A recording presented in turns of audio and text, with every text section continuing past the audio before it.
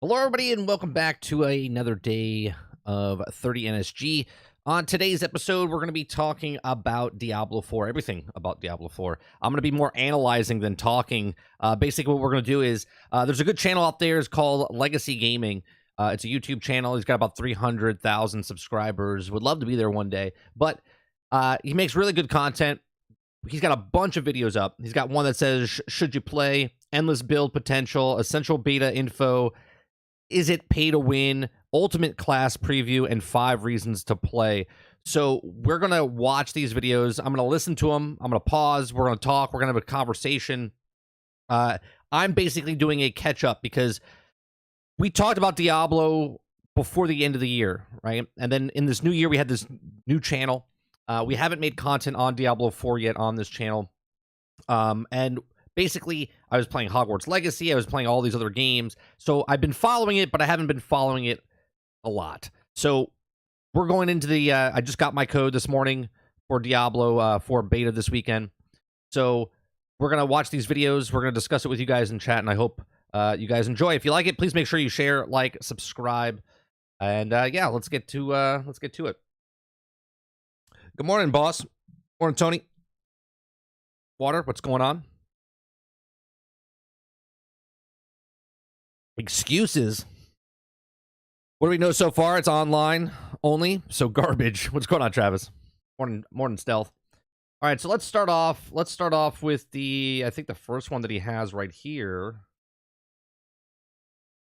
Could you?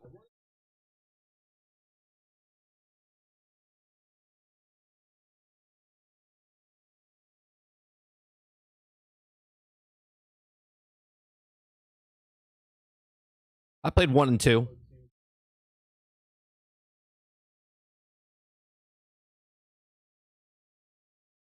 Oh wait, you guys can't hear him. You can't hear him. Let me oh, you didn't miss much. Worth checking out. I could hear him. You couldn't hear him. This is Legacy Gaming, and the short answer is yes.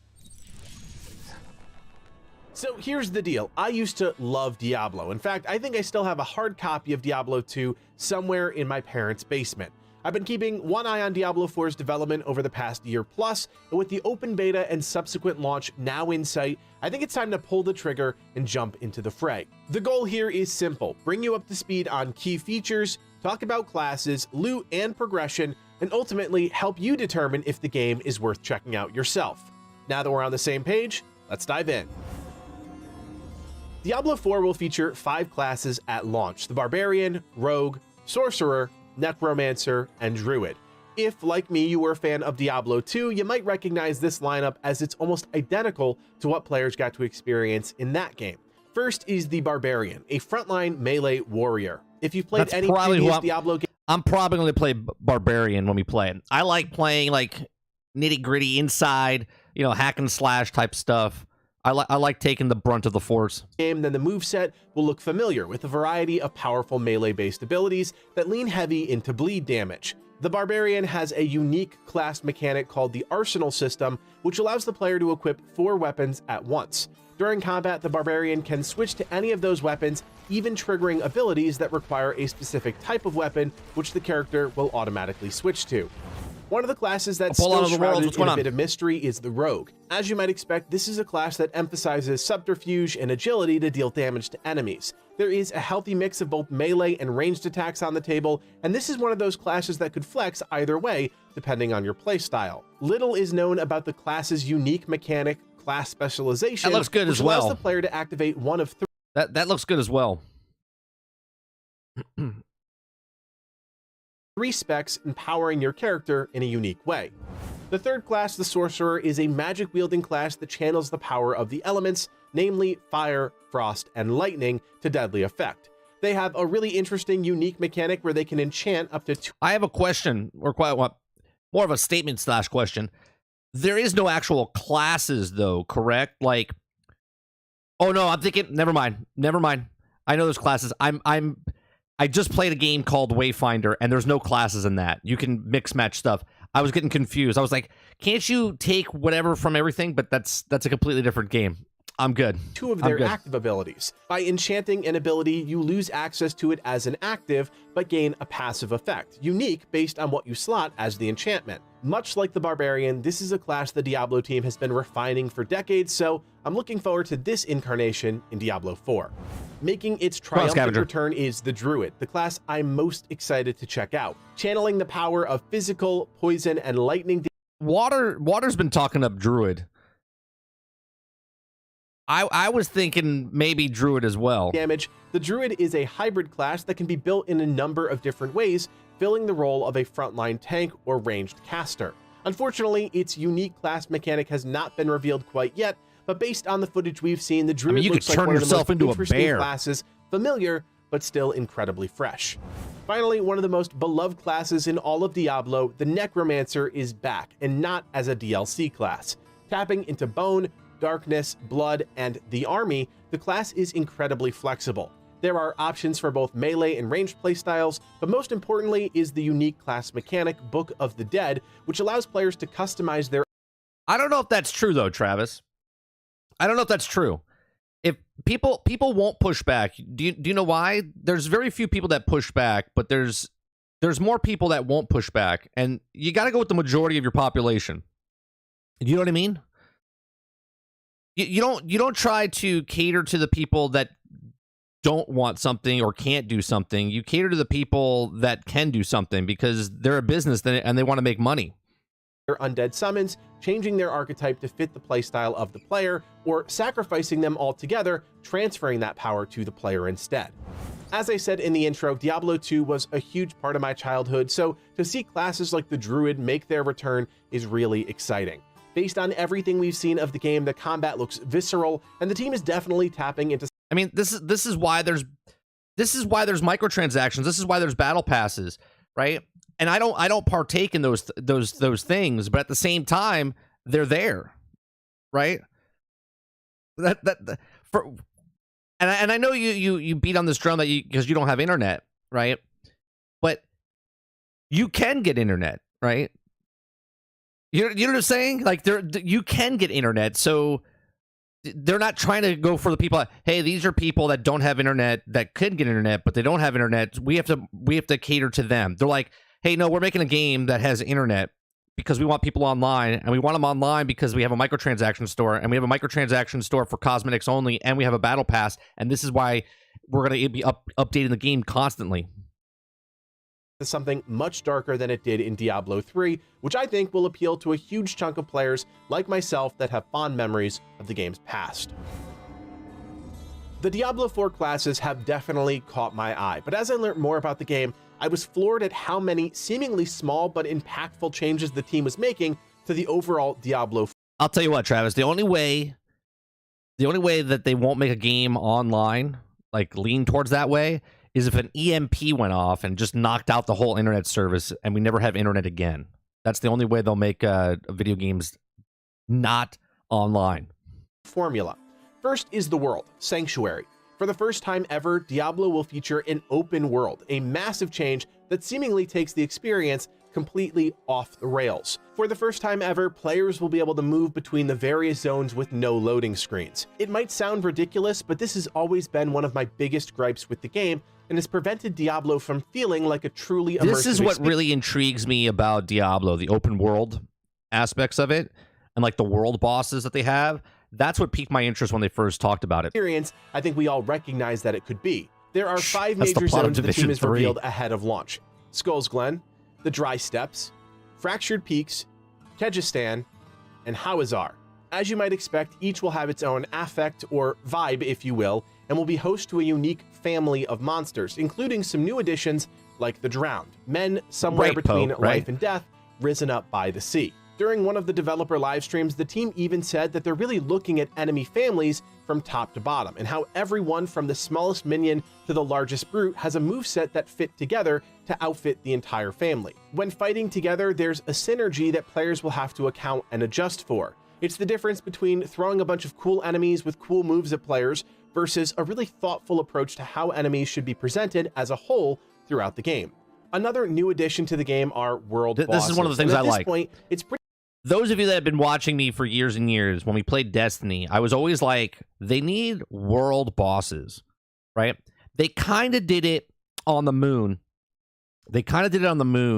when you would do certain things, I forget the Vex certain places, then all of a sudden a big Vex boss would show up, and I was like, this is what they need to do more of, right? I like things like this where you're out in the open world, and all of a sudden a big battle's going on, and you can like join in. I'm intrigued by this. Pretty clear Diablo 4 just keeps taking steps towards MMO territory because, as you might. Here's what I don't like about the beta, though. They announced it over the week or this past week, that the world boss will only be showing up a certain period of time, right? I think Stealth posted something in our Discord. I think it's like 6, 10, and 1 o'clock in the morning or something like that, and like that's the only time. It's only showing up 3 times in the day, right? So I don't like that. I would like a world boss that you're not waiting on a clock going, okay, it's 1 o'clock, I gotta get back off work. If I don't get home by 1 o'clock, I can't do the world boss. I want something that and maybe it will be when the game comes out because they're testing it for the beta, but hopefully it's like, go do this, go do this, go do this, and you can make the world boss appear type of thing. Expect, this is a group activity that requires a dozen plus people to complete. We've only seen these in action during brief moments throughout the trailers, but this is something the game has sorely needed. Overworld content that feels organic and larger than life. I hope it's not I have to imagine these fights will also be the source for some pretty incredible loot. As you're exploring the overworld, you might also stumble upon a stronghold, which are areas in the game world overrun with enemies. Once a player clears out that stronghold, it'll purify that small part of the world and can even transform into a new player-friendly town. Clearing a stronghold can also expose new dungeons for players to explore, and with almost 150 confirmed in the game, it seems like strongholds are going to be key to our exploration. On top of that, each of the 5 zones I mentioned before will feature a renown system. Think of this like area reputation. Pretty much everything you do in that zone will allow you to gain renown, and as you unlock each level, you'll gain rewards, some of which are account-wide. This is your key to unlocking additional skill points, health potion charges, and other rewards that will make a substantial impact on your progression. Overall, these changes have me really excited about the world of Sanctuary. Throw in the fact that for the first time, mounts will be in the game, and each class will have a specific dismount attack combination. Like I said before, lots of small changes that I think are going to play out in a big way. Yeah, it kicked the bucket last night. There are a couple other things about Diablo 4 that definitely got my attention, and it largely comes back to character progression.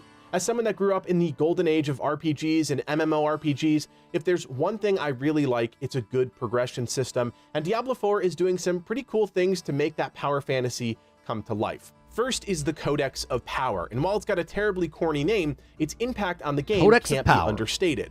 So the Codex is a collection of all legendary aspects that you've unlocked in the game. These are special legendary powers that are unlocked by completing specific dungeons for the first time. These powers can then be imprinted on another rare or legendary item at a special vendor called the Occultist. There are some rules to the system which we can talk about in another video. I mainly just wanted to bring you up to speed about this system because I think it's brilliant. Some examples of power aspects. Do you think it's going to work in a way, and maybe you guys know the answer, and I don't know yet because, again, I'm doing like a refresh course here on all the information. Is it going to be where the top gear is the top gear, is always going to be a top and slot, or can I mix match? Like, do I want all legendary gear on me, or do I want all exotic gear on me, or is the mix match of you want some legendary and you want some exotic? You know what I'm saying? Like, obviously, I know exotic or whatever the top tier is called, okay, is like the best in class or best in slot.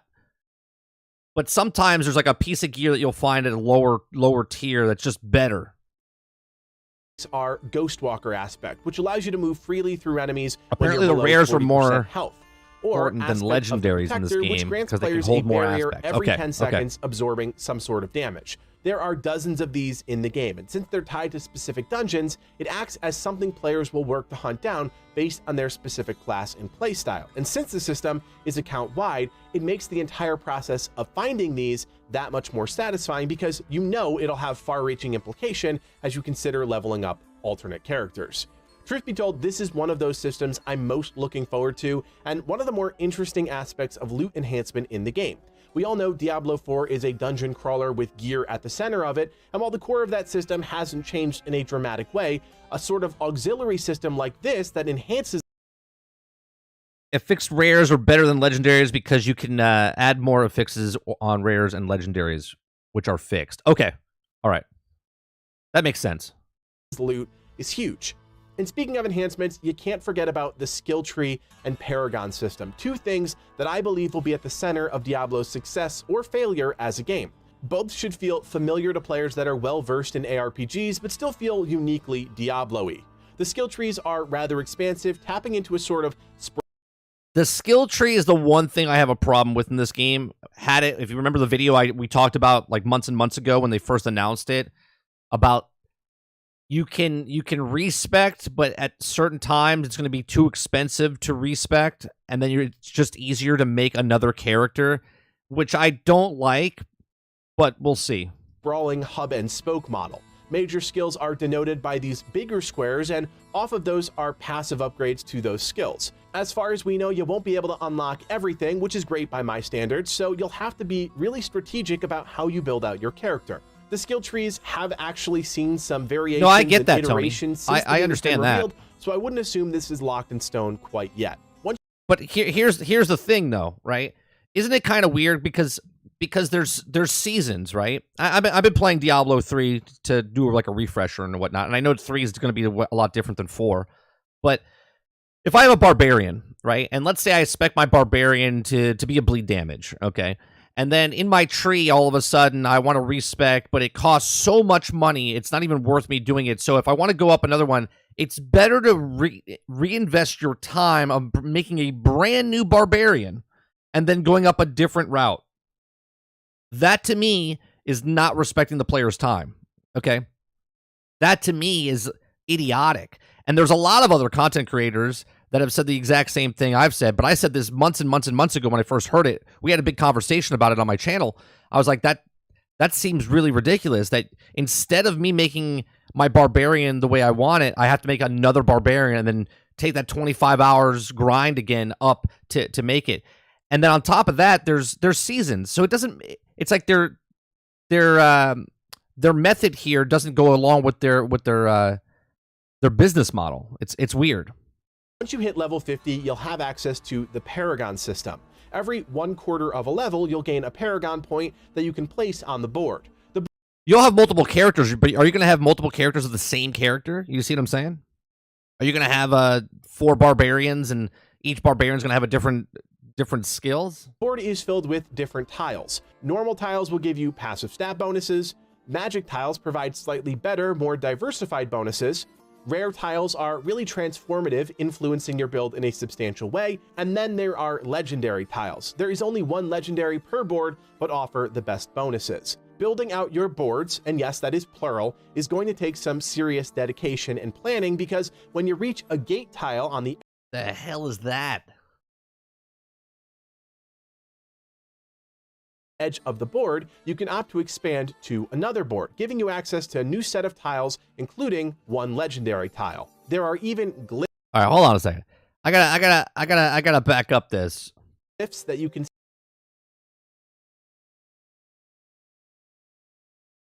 Every 1/4 of a level, you'll gain a Paragon point that you can place on the board. The board is filled with different tiles. Normal tiles will give you passive stat bonuses. Magic tiles provide slightly better, more diversified bonuses. Rare tiles are really transformative, influencing your build in a substantial way. And then there are legendary tiles. There is only one legendary per board, but offer the best bonuses. Building out your boards, and yes, that is plural, is going to take some serious dedication and planning, because when you reach a gate tile on the edge of the board, you can opt to expand we won't get to touch this board, in the giving you beta. access to a new set of tiles, including one legendary tile. There are even glyphs that you can socket into special slots on the board that enhance all of the nodes in the radius, while still providing a unique benefit of its own. I mean, talk about theory crafting for a second. This is some deep progression that's all really designed with player authority in mind. You may not know how to, or even really care to min-max, but you sure are going to have a million ways to build out a character the way that you want. Which is and good. As someone that misses that level of freedom and depth in their games, this is something I'm really excited to check out. If we're looking at the game just based on the systems they've revealed, then it's clear, at least to me, that Diablo 4 is clearly trending in a direction that will speak to longtime fans of the series. There's no doubt the team is embracing ideas from Diablo 2, but there are also clear influences from MMOs. Is the game going to be great? Well, we just don't know yet, but on paper, things are looking fantastic. This is just our first foray into Diablo 4. We know you guys come to check out the Okay, so that's the first video. He's done there. Let's go to the second video he has here. Endless build potential. No matter what RPG you're playing, progression is king. And when it comes to Diablo 4, the team is trying out a few new things to push players forward. My name is Kodiak, this is Legacy Gaming, and today we're breaking down important progression systems within Diablo 4. Video games are all about the hunt. It's not a question of destination or journey, it's a matter of understanding that the journey is quite literally what developers design their games around. The team behind Diablo 4 clearly understands this basic concept, as there are a number of new and refreshed systems in their upcoming game that will keep players constantly hunting for ways to push their power level forward. I'll admit, trying to wrap your head around all of these Time's the systems beta for go the live first time tomorrow, can be 11 or a bit of a 12? bear, so let's take it slow and tackle one thing at a time. Keep in mind, some of the specific stats and numbers we talk about might change come launch. Let's start with Renown, an account-wide progression system that not only impacts the character you're currently playing on, but benefits your entire roster of heroes. This system is designed with alts in mind and provides a direct way for players with ambitions to play multiple characters, a way to make that process a bit easier. Renown is a zone-wide reputation system. Each of the major zones have 5 levels of renown, and by completing different activities, a player can unlock specific account-wide rewards. Discovering areas within a zone rewards 2 renown, finding an altar of Lilith rewards 5 renown, unlocking a waypoint Okay, put rewards Travis in the 10 corner. renown, Yeah, completing Travis side just quest likes rewards to 15 complain the renown, entire time. completing dungeons rewards 20 renown, and liberating a stronghold rewards 50 renown. Each time you reach a new renown going on, milestone, you'll Nostalgic? receive 2 rewards. At each renown level, you'll be able to claim bonus XP and 10,000 gold per character. You'll also receive that account-wide reward without needing to claim anything. We'll probably do this Level stream 1 tomorrow requires evening 80 stealth. renown and rewards 1 skill point. Level 2 requires 180 Like late, renown probably like and 10. rewards 1 potion charge. Level 3 requires 300 renown and rewards 1 skill point. Level 4 requires 500 renown and rewards 1. Okay, so hold on. Renown progression. Every renown level bonus XP, 10,000 gold, 80 renown, 1 skill point, 180 renown, 1 potion charge, 300 renown, 1 skill point, 500 renown, 1 skill point. Skill point. And finally, level 5 requires 800 renown and rewards 4 paragon points. The next aspect of progression worth talking about is tied to one of Diablo's most important systems, loot. Nobody's This is called the uncornerable, Codex Travis. of Power, and Nobody's while we briefly touched on uncornerable. it in our This is not Dirty Dancing. We can put you in a corner. recent video talking about Diablo 4's various selling points to players, it's worth going deeper. The Codex is essentially a collection of most of the legendary aspects in the game. Legendary aspects are special powers that can be imbued on items to greatly influence how a player and their playstyle function in combat. To unlock each aspect, a player must first complete a specific dungeon for the first time.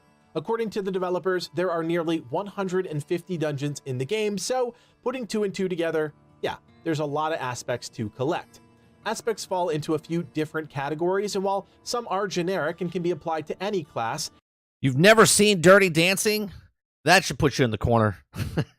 there are also class-specific aspects that are tailor-made to enhance the performance of certain class abilities. Aspect categories break down into defensive, offensive, resource, utility, and mobility. The real beauty of this system is its flexibility. Say you find a rare weapon out in the world. The stats are perfect, but you want to enhance it with a specific legend. All right, hold on a second. Let me see here. 16% overpowered damage, 6% damage while healthy, 4% maximum fury with Barbarian only, 11% cost reduction, Barbarian only, requires level 44. Okay. Legendary aspect.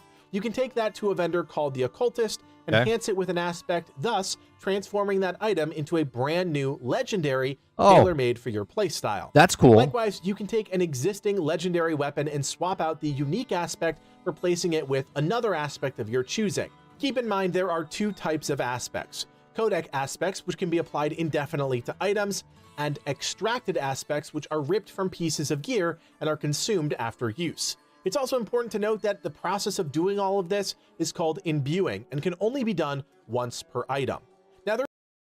Now, I have a question. That's a bad catch. pause This for system him. is Hold on one incredibly second. powerful, but without some limitations. Here, let me go back here.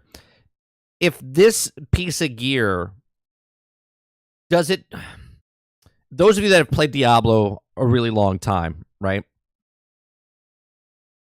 Does gear drop if I'm a barbarian, right? Can a piece of gear drop for me that says, druid only?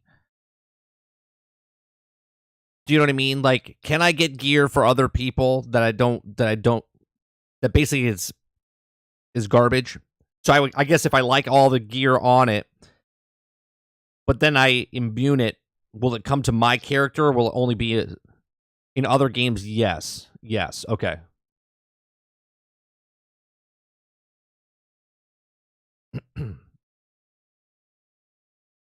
Not sure how this one works.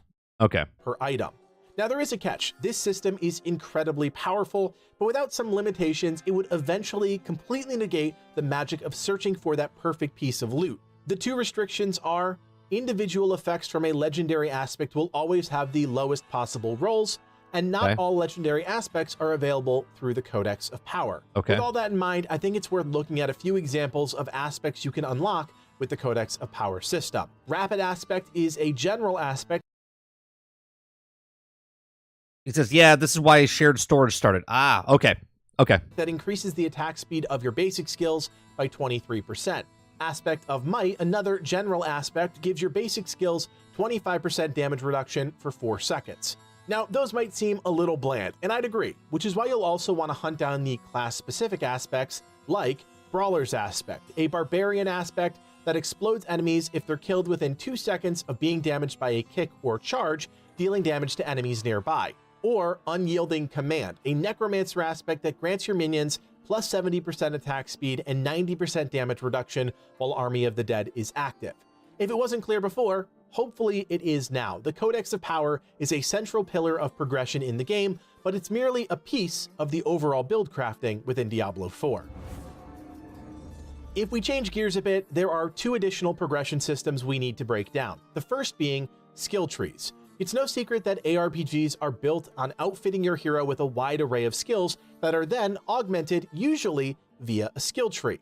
In Diablo 4, this system has gone through a number of iterations since development started, but the team has seemingly landed on a traditional hub-and-spoke model. As players level up and also gain renown, they'll earn skill points and have the ability to place those points in their specific class tree.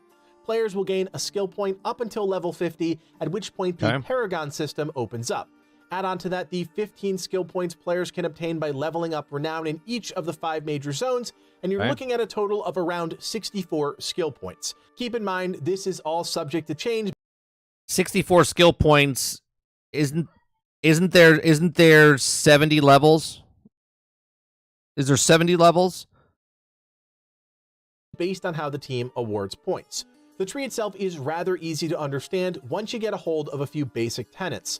The larger squares are your skills. By allocating a point in a skill, you're not only unlocking the ability, but also can further upgrade it by allocating additional points. Off of each skill is a series of smaller nodes, and these levels. are direct improvements to the skill they're attached to. You'll notice that these smaller nodes branch into 2 paths. Players will have to choose which side of the upgrade path they want to go down, as they'll not be able to allocate points into every skill minor upgrade. Hopefully this means making those decisions and the upgrades in turn will provide substantial changes to the functionality of an ability, which should make build crafting a bit more unique. I mean, I'm okay According with to the not developers, being able the to skill unlock tree everything. will only be filled out about 30 to 40% by the time you have access to all of your skill points. To me, this is fantastic as it solves for one of the biggest issues in ARPGs, build diversity. And since Diablo 4 is putting so much stock in player progression via skills and the Paragon system, that means players will have more direct control over their playstyle, and it won't be completely dictated by items.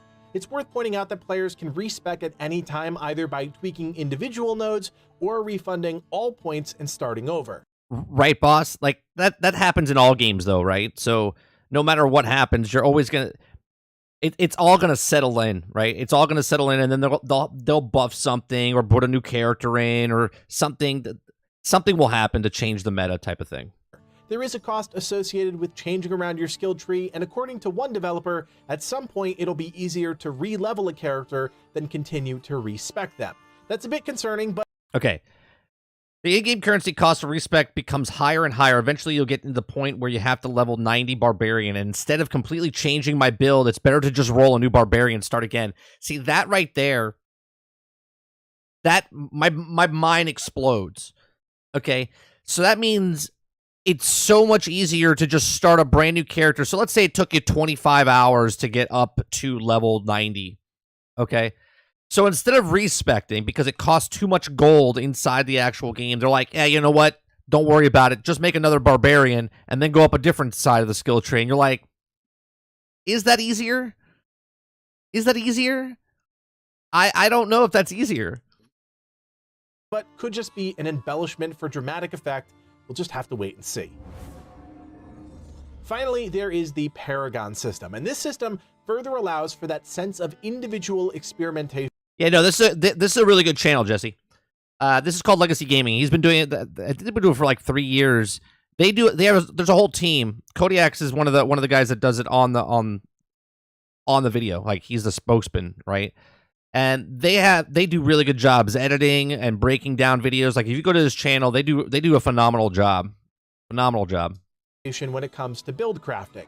If the skill tree was the foundation, the Paragon system is everything else, providing you with a primary way to keep furthering your power level. You won't be unlocking additional abilities with this system, rather amplifying the build you created with the skill tree and pushing it to its furthest possible limit. Once you reach level 50, the first Paragon board opens up. From level 50 onward, you'll receive 1 Paragon point every 1/4 level, totaling 4 points per level. Starting at the center of That's the head designer that said that, though, boss. That's Ferguson's like the lead designer, like director, whatever his thing is. He said that it's easier to just go level up a new character. Like, I would hope he knows what he's talking about. The board working outwards, you'll be able to place 1 point on the board so long as the tiles you're allocating points into are connected to that central tile. There are 4 types of tiles on a Paragon board. Common tiles give you a passive stat boost. Magic tiles provide a slightly better, more diverse bonus. Rare tiles are really transformative, influencing your build in a substantial way. These will always have some sort of stat prerequisite before becoming active. And then there are legendary tiles. There is 1 per board, and they're always located at the center of the board. As you might expect, these offer the best bonuses. As you fill out your Paragon board, you can expand towards the edge and a special gate tile. These gates will allow you to expand onto a new board, and this is the secret to accessing legendary tiles. Before placing that new board, you will have the opportunity to preview and rotate the new board for better optimization. We know that the max level in Diablo 4 is 100. If we do some quick math, level 50 to 100 will net players 200 Paragon points. Plus, you'll receive an additional 20 by capping renown in each of the 5 major zones, giving you a total of 220 Paragon points. There's one more thing to consider, and that's how glyphs factor into the equation. Glyphs are found throughout Sanctuary and come in different Do you say lifts or glyphs? Glyphs, right? varieties. Yeah, When glyphs, socketed into okay. their special tiles, they look at I was like, what the hell's a lift? the surrounding tiles and provide different bonuses based on how many of those tiles you have points allocated into. For example, this rare exploit glyph here has a medium radius size, grants 40.5% bonus to all nodes within range, and grants a unique buff. For every 10 dexterity purchased within the radius, you deal 13.5 increased damage to vulnerable targets. So as you can see, it's not just about the tiles, it's about glyphs as well. And you All right, real quick. I want to say something about Diablo in general. I've been playing Diablo 3. I'm liking it a lot, right? I've never played Diablo 3. I played Diablo 1 and 2, never picked up 3 because when it came out and everything, it was just different time frame in my life, right? I've been doing other things. I played Destiny for years, right? So I never played 3. I think Diablo is one of the better games out there as far as dollar for what you're putting your money on. Okay, I'm not talking about microtransactions or cosmetic skins or battle passes or anything like that. I'm just talking about the game itself, right? The game itself, dollar for dollar. there's so much to do in a Diablo game and so much to level up, right? Just one character, and to do all of this for one character. And then you do this again for the 5 classes, and they're going to add more classes to it. And then on top of that, they have the season thing that I just started in Diablo. Akuta Papa and me have been playing a little bit, right? I've never even completed a full season yet, but every season changing and then breaking a brand new character, it's amazing how much stuff. Now, obviously, in Diablo 4, because of what Diablo Immortal did, where it's microtransactions galore, people have this on their mind that they're going to have some sort of... Now, they did announce that there's going to be battle passes, right? There's season stuff, all cosmetic stuff. No microtransactions is what they said, just cosmetic type stuff. But we'll see, right? There isn't until there is, because business might go, well, we didn't make enough money, let's throw this in and see what happens to it. But dollar for dollar, there's so much to do in a Diablo game. You can dramatically impact a character's power if you're strategic about what glyph you use and how to activate them on your Paragon board. If you can wrap your head around these aspects of Diablo 4's progression, then you'll be in great shape come launch on June 6th. With the development team approaching Diablo as a live you just service, walk up to them, you start doing spreadsheets, and which is why understanding the these demons core die progression from boredom systems are so important. Anyways, friends, this is just our first foray into Diablo 4. We know you guys come to check out the channel for all sorts of games, but if Diablo is on your radar and you want more content my like wife's this, an accountant, including deeper guides and eventually some fun builds, hit that like button and consider subscribing. We also plan on opening up a Diablo 4. All right. So that's number 2. Let's go back to the next one.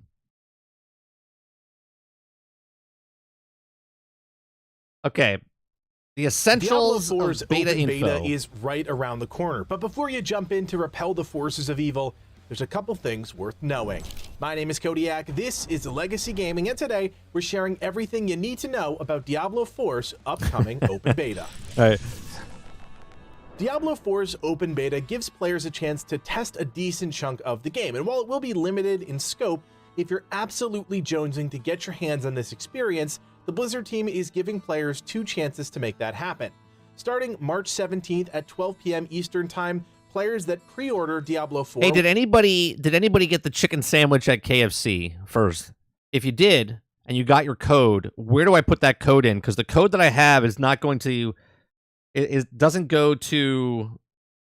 I got my code, but it's not the code that goes into the Xbox. This is a 4, 8, 12, 16, 21 digit code.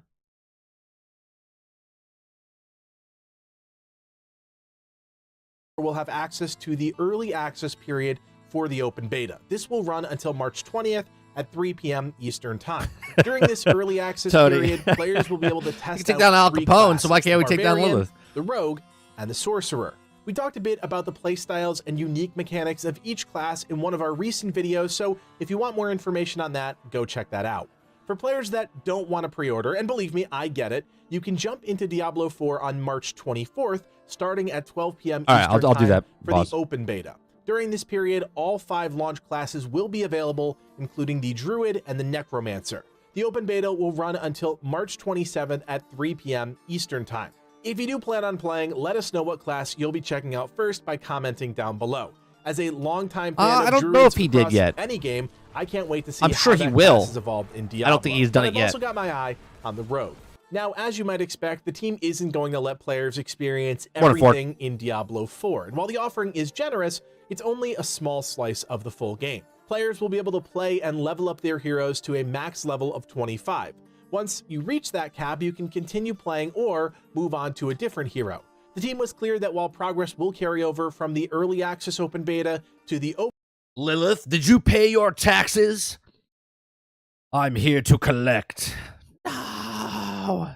Open beta, all progress after that will be wiped heading into launch. As far as what players can actually do, well, everyone will have access to the prologue and the entirety of Act 1. Because of Diablo 4's open world, the team is giving players access to just one zone. Wintar, thank you very much for that, Fractured for the Peaks. 5 gifted According memberships. to their recent open beta blog, the team is confident there will be enough for players to do, including quests, dungeons, and hunting down loot.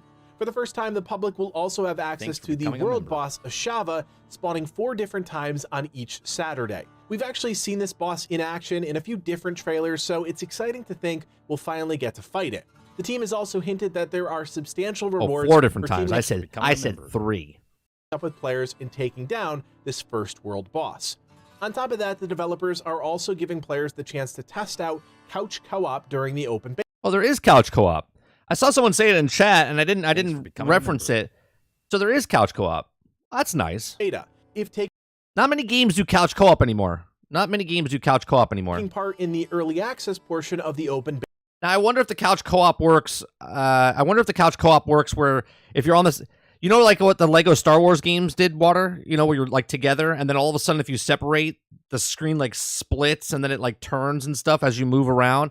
I wonder if they do something like that, or you have to stay within a certain area of it. Beta, only one player will need to have pre-ordered the game. That second player will just need an active Battle.net account. Split screen couch co-op. Players will also be able to participate in the standard 4-player online co-op. If you're playing on a PC, you'll be happy to know that the team has released the specs ahead of time. Chad's like, how can it be couch co-op if it's online only? Well, you can still have couch co-op. Like if me and my son, if I let him play this game, which I'm not, he's only 8, maybe his 9th birthday. But if we're sitting at the same couch, you're still playing with each other locally, but it still needs to be online to activate the seasons and whatever else. So you can make sure your machine is ready to go. On the low end, you'll need an Intel i5 2500 or AMD FX 8100, as well as a GeForce GTX 600 or AMD Radeon R9 280. Recommended specs come in a bit higher, but aren't unreasonable. Those specs aren't bad.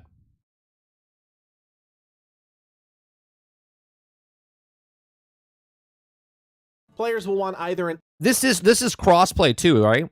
This is crossplay too? Yeah, maybe I should get it on PC. Intel Core I'll probably get it on 4670K or AMD R3 1300X with either a GeForce GTX 970 or AMD Radeon RX 470. Finally, and I know this is what a lot of you care about, by participating in the open beta, you get getting awards at launch, beta, wolf pack, and more. Ooh. You get... Oh, wait. You get this. Ooh, you get a little wolf on your back. So everyone's stamped, and you know who got the beta. Yeah. Little wolf on your back. A few neat in-game rewards, and I'm excited that the rewards are actually for Diablo, not other Blizzard properties. By reaching Kyovashad with one character, you'll earn the title Initial Casualty. By reaching level 20 on at least one character, you'll earn the Early Voyager title. Who's not going to hit level 20? Come on, boss. Who's not going to hit level 20? People will literally hit level 20 just to get that thing. As well as the Beta Wolf Pack cosmetic, which might be my favorite cosmetic ever. Something about those floppy ears. People love Diablo so much, they'll stumble across 20 and go, "Oh, I get a wolf?" Right? There's plenty to get excited about ahead of the open beta, and while it's not entirely clear everything that's in the scope of the testing, what's most important is that we'll get a chance to test out all 5 of the major classes. This means a decent chance to try out their moveset, experiment with each class's... There'll be people complaining, I leveled up, the game's only out for like 2-3 days, right? Like 36 hours, whatever, or 72 hours for the weekend. And I guarantee you, there'll be people that get every single class up to level 20. Unique mechanic, and get a feel for how they'll evolve as we get a taste of the early to mid game. Anyways, friends, this is just... No, I know next weekend as well, Tony, but I'm just saying, just this weekend. Check out the channel for all sorts of games, but if Diablo 4 is on your radar and you want more content like this in your feeds, including deeper guides and eventually some fun builds, hit that like button and consider subscribing. We also plan on... All right, so that's the third video. All right, real quick, let me look up if he has Dead Island. I don't know if he has a Dead Island one for you yet, Jesse. We're not going to watch Dead Island. I'm just seeing if he's got the Suns one, Dark Tide, Nightingale, V Rising, Elden Ring, Dying Light 2. No, they don't have it yet.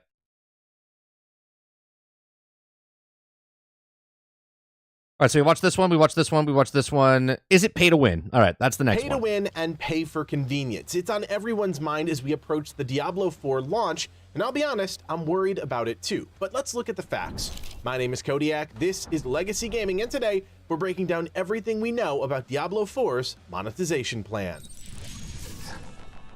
It's no secret that on the heels of Diablo I love that. fans are I love that you said that. I'm working this weekend, but I'm definitely going to hit level 20 with 2 characters. I could squeeze in 2 characters. I don't know if I could do a third. Worried about Diablo 4's plans for monetization. We see you guys in the comments rightfully calling out greed, but do we actually understand what's happening with Diablo 4? The team has been rather transparent about their approach, and by our standards, things look above board. Now, let me be clear. We, myself and Livid, have no issue with cosmetic microtransactions. That's not pay to win. Where we draw the line is when systems allow players to cut corners when it comes to progression. That often takes different forms depending on the game, but largely anything that can be purchased that speeds up or directly influences the power grind is no good. Yeah, Kuda Papa, it'll probably be, I would say 2.5 hours, right? 2.5 hours, probably you could do it. Easy, easy. In our book. With all that in mind, what do we actually know about Diablo 4's model? Joe Shelley, the game's director, has said point blank, you will not be able to pay for power in Diablo 4. That's great to hear considering he is the driving force behind. Okay. All sources of character power come from playing the game. You will not be able to pay or power in Diablo 4. And I know there's some of you out there that see this, hear it, right? Your eyes see it, your ears hear it, and you're still going, I don't believe it. Behind the project. Now, as you most likely know, Diablo 4 is a live service game. That means the team will support it with frequent content updates throughout the year. Shelley actually mentioned that a dedicated team would be working on Diablo 4. Okay, a scale of Diablo 4 seasons is much more ambitious than what we've done in the past for Diablo 3, with large development teams dedicated to seasons after launch. Diablo 4 will support by an army of developers for years to come. 4's post-launch content, delivering up to 4 seasons a year. Now, we're not going to focus on the post-launch content in this video, just all the way. Is that the Necromancer? Let me back up here. Is that the Necromancer that right there that has like an army of skeletons behind him? That's pretty cool. I'm going to focus on the post-launch content in this video, just all the ways. I heard it, and my first thoughts is he's lying. Yeah, but why? Who hurt you? Right? Who hurt you? The team is trying to get you to spend money. First is the season pass. These will run alongside the various seasons as they're deployed. As you might expect, there are 2 tracks within that pass, a free tier and a premium tier. The free tier will unlock as players engage with that season's content, which, according to the team, is more ambitious than ever, featuring all new gameplay. Will unlock a players engage with seasonal content, new gameplay, quests, challenges, meta changes, and quality of life improvements. Challenges, meta changes, and quality of life improvements. The free tiers of that pass will provide gameplay boosts that will make leveling up the character players create within that season easier. According to the team, there is no way to unlock more boosts or boosts at a faster pace by spending money. You can, and I think this is worth emphasizing, you can purchase tiers from the season pass, but players can purchase individual tiers of the season pass. Gameplay boosts are tied to level milestones that prevent instant purchase and use. A level milestone tied to any of the boosts in the free tier. So while you could theoretically purchase the entire thing with real cash, until you reach a certain level, you won't be able to activate those bonuses. Now, I'm sure post-launch there will be guides on how to level up the fastest way, which then could tie into getting these rewards faster if purchased, but at the end of the day, the player still has to do some modicum of work to level up. The team is walking a pretty fine line here. I don't think this is a necessary system, just another opportunity to make money, and while I don't love that, it's largely aimed at players being able to purchase individual season cosmetics without progressing through the entire pass, which... Yeah, but Worlds, Resident Evil 4 is a single-player game, right? Play the beta. Play the beta. Resident Evil 4 will be there for you when the beta's over. They may not have time to do so. Now, flipping a switch, the premium tier will provide no in-game power or advantages over other players. According to the developers, premium rewards focus on aesthetics, providing value in the form of cosmetics and premium currency. All right, Season Pass Premium Tier will provide no in-game power advantage over the other players. Rewards focus, rewarding cosmetics and premium which can be currency. used at the in-game shop. Premium tier cosmetics will be rooted in But the I don't theme wanna of wait. that season, which is why players will get both cosmetic items and premium currency. Since we're on the subject, let's talk about the shop. The game will feature an in-game store where players can spend that premium currency, called Palladium, on special themed cosmetics. Again, the team was clear that cosmetics from the shop will have no direct influence on the gameplay and are just for show. We've actually seen a I like how all the prices down below are 666. the shop will have no direct influence on the gameplay and are just for show. We've actually seen a few screenshots from one of the previous betas showcasing what some of the store cosmetics will look like. Things like the Wraith Lord are definitely a cut. Okay, so you can buy cosmetic skins like this. I mean, if the prices stay, I mean, it's still $6.66 or something around that. I still think cosmetics packs are ridiculously expensive, even at the $6 price tag. I do. Like you buy a game, and I've said this before. You buy a game for $60/$70 now that took them 3, 4, 5 years to make. Thousands of people making a game.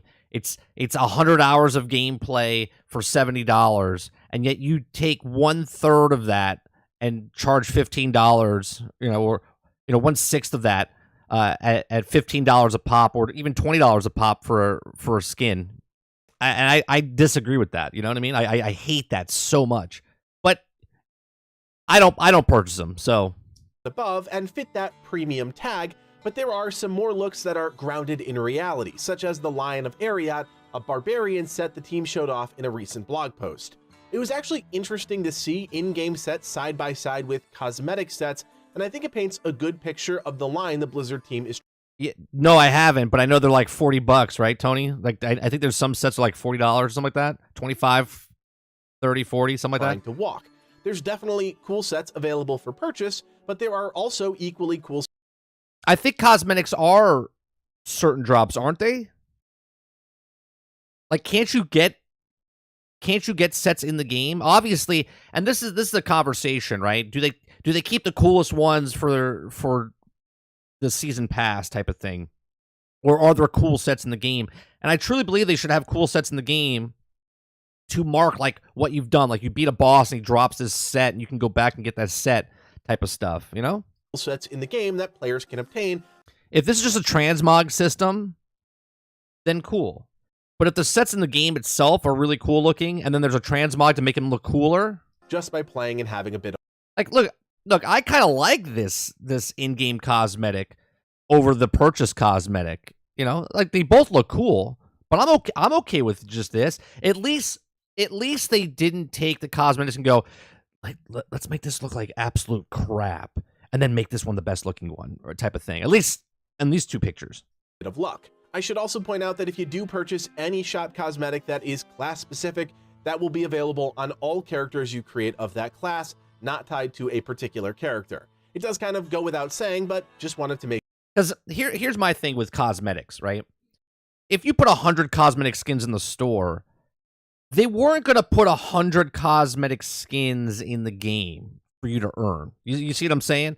And you're not going to, even if they did, you're not going to get every single one. The amount of people that would go get every single piece of gear in the game is like 1% of the 1%ers. Okay, so if you had your one barbarian or necromancer and you were going for the skins, you would find a cool skin and you would keep that on there, right? You're just looking for better stats, but you want the transmog to look really cool. So I'm okay if they have all these other skins in the store that someone wants to buy. And even if you do buy one skin, like for instance, in Marvel's Avengers, I didn't buy it, okay? Actually, no, I did buy it, but with the in-game currency I earned from it, but I purchased it for the Hulk skin, and I had that skin on for 2 years. I didn't buy one every single week. I wasn't playing Barbie dress-up with my Hulk, right? I got him in the World Breaker one, whatever it was, and that was it. Make sure that's clear. One thing that isn't clear is exactly how the cosmetic system will work, and if inventory space is a factor. bust. Like, you can't wear the same piece every day. Man, I'm not, and it's not real life. It's not like my barbarian stinks and you can smell me. Right? And people back then didn't shower and wore the same thing all the time anyway. When you're slaughtering demons, you don't care about your grooming habits. I could easily see them selling inventory space as a way to make a few quick bucks, given how many cosmetics will be available both in-game and for purchase. But hopefully, they adopt a similar system to World of Warcraft, where your cosmetics are part of a compendium, not actual physical items you have to hold on to. Something we'll be keeping an eye on, as it's an easy way for them to add another microtransaction into the mix. I don't think we need to beat a dead horse, not at this point. The team has been pretty clear that power is not for purchase within Diablo 4. As we all know, we've lived through this before, things can change, and Activision Blizzard is no stranger to overly monetizing their games, especially in recent years. When it comes to cosmetics, it's just a matter of self-control. Because Diablo 4 is shaping up as more of an MMO shared world experience, there's going to be pressure, real and imagined, to look cool in a world and show off. I personally don't understand that. It's never been a factor for me, but it's just fact that some players really care about how they look, and the Diablo 4 team certainly gives you enough opportunities to whip out a credit card and make that happen. On the flip side, however, there are no glaring red flags at this point that I can see, and I hope that remains the case as we head into and well beyond launch.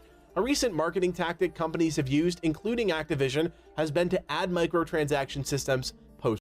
Right, and this is where the other shoe drops, right? This is where they say one thing and everyone's like, are you sure, bro?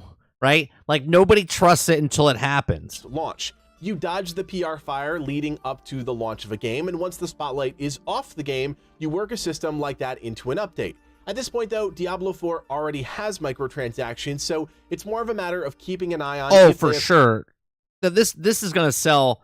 I think Diablo will sell anywhere between like 7 and 10 million units in the first week.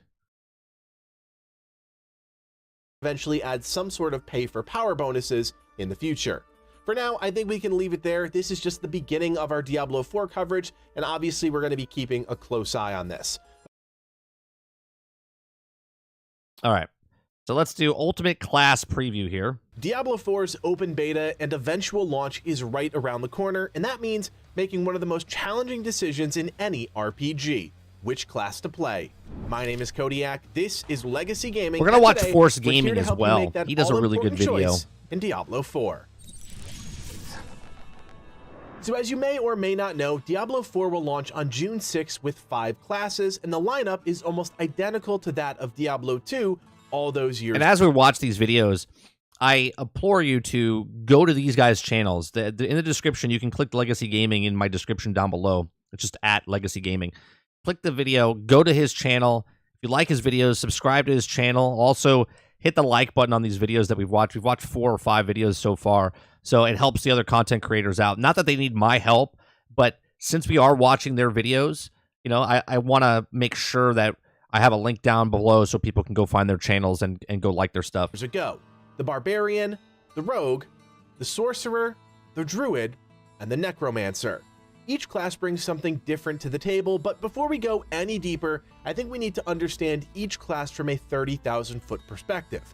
The Barbarian is a frontline melee warrior. If you've played any previous Diablo game, then the moveset will look familiar, with a variety of powerful melee-based abilities that lean heavy into bleed damage. I've been watching them in a bit of for a couple years now. The Rogue. As you might expect, this is a class that emphasizes subterfuge and agility to deal damage to enemies. There's a healthy mix of both melee and ranged attacks on the table, and this is one. How many of you guys going for Rogue? Who's going for Rogue in chat right now? Is that your main character when the game comes out? Those classes that could flex either way depending on your playstyle. The third class, the Sorcerer, is a magic-wielding class that channels the power of the elements, namely fire, frost, and lightning, to deadly effect. This is your typical glass cannon dishing out high damage, but with very little in the ways of protection. Making its triumphant return is the Druid, the class I'm most excited to check out. I'm thinking Barbarian or Druid. Channeling the power of physical, poison, and lightning damage, the Druid is a hybrid class that can be built. That's so cool, turning into a bear. in a number of different ways, filling out the role of a frontline warrior or ranged caster.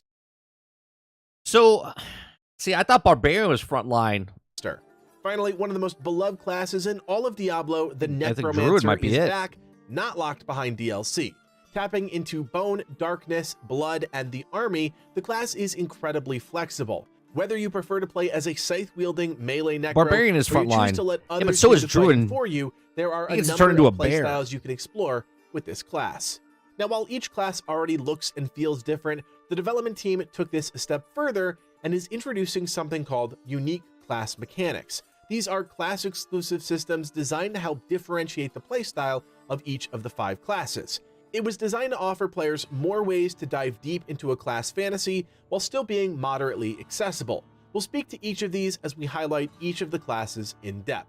Now, hopefully, That's exactly how I am, Windsor. Like, you know what I mean? Like, I love just going in and just smashing and taking the brunt force of while everyone else is just doing massive DPS and stuff. You know, I'm okay being a tank. I've always attracted myself towards a tank type of class. this quick overview gives you a sense for what each class brings to the table, but we do need to go much deeper if we hope to understand what separates each class and makes them unique. When you think Barbarian, you think Frontline, and that's pretty much spot on.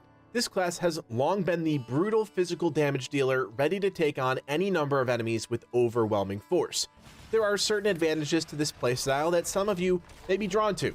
It's no shocker, but you're going to deal a massive amount of damage both from your core skills and with the addition of any berserking buff. Despite the concept of a That's large right, 30 fighter, and still you're tanking. actually That's right. quite nimble with several quick movement skills, and to round off the list, you're just a tank that can take a ton of abuse.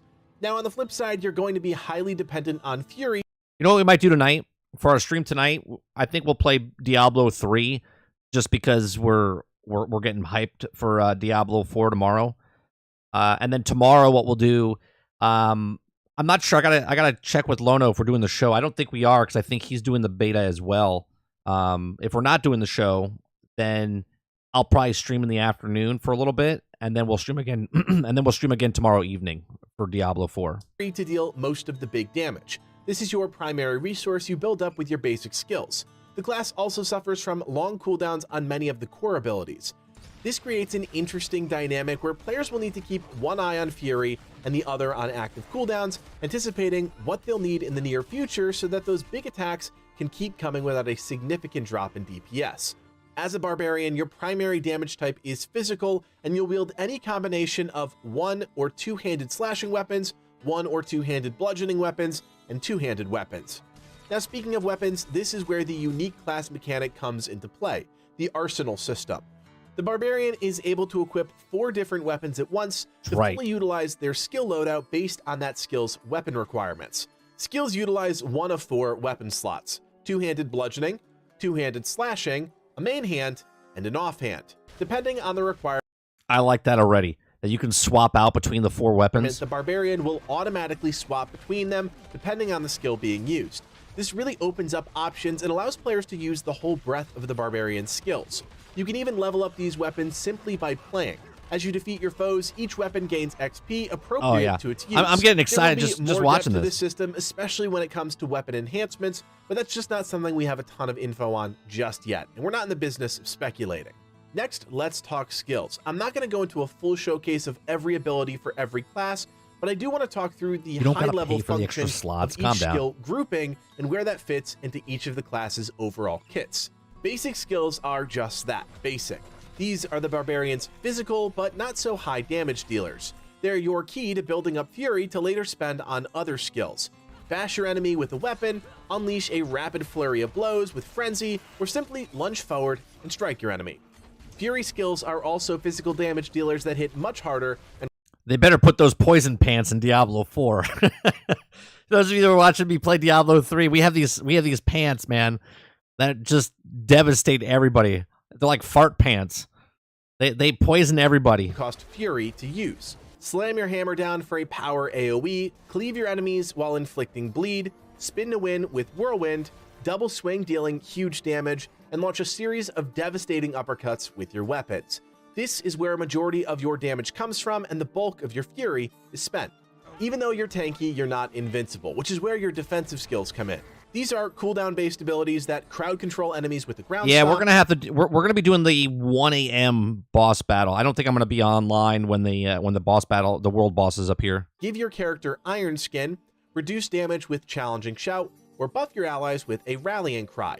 At the same time, some of these can even help with Fury generation and can impact how you weave in basic and Fury skills throughout battle. Brawling skills are the next grouping and are really a mixed bag of tricks, mainly for utility. You can use War Cry to buff yourself and your allies, Kick to knock back and stun enemies, Charge to rush forward in an unstoppable force, or Leap forward and slam down on enemies. All of these are single-use abilities with cooldowns and won't help you regain any Fury as unmodified abilities. Next up is Weapon Mastery, focusing on weapon-based you know what, Travis? If they sell those pants, I might buy them. Abilities. Something like Death Blow seeks to kill an enemy and, if successful, resets a cooldown. Rupture applies a bleed to skewered enemies, and Steel Grasp throws out chains and pulls enemies in. Finally, we have the class ultimates, which are high cooldown but super powerful skills. Call 3 ancients to aid you in battle, all of whom do different things to your enemies. Oh, that's cool. Or perhaps Iron Maelstrom, which uses your full arsenal of weapons, frantically attacking and slashing enemies multiple times. Or go nuts with Wrath of the Berserker to become unstoppable for a short period of time. Hopefully it's clear. You don't mess with I do love that spin move in Diablo 3. Refining this class, I think it's safe to say the Diablo 4 version of the Barbarian has all the potential in the world to be one of the most dynamic melee classes in an ARPG to date. Making its comeback from the original Diablo game is the Rogue. This is a really exciting class as it leans into both a ranged and melee playstyle. Right, spin to win. You'll be able to change things up on the fly and combo various skills to best take down enemies.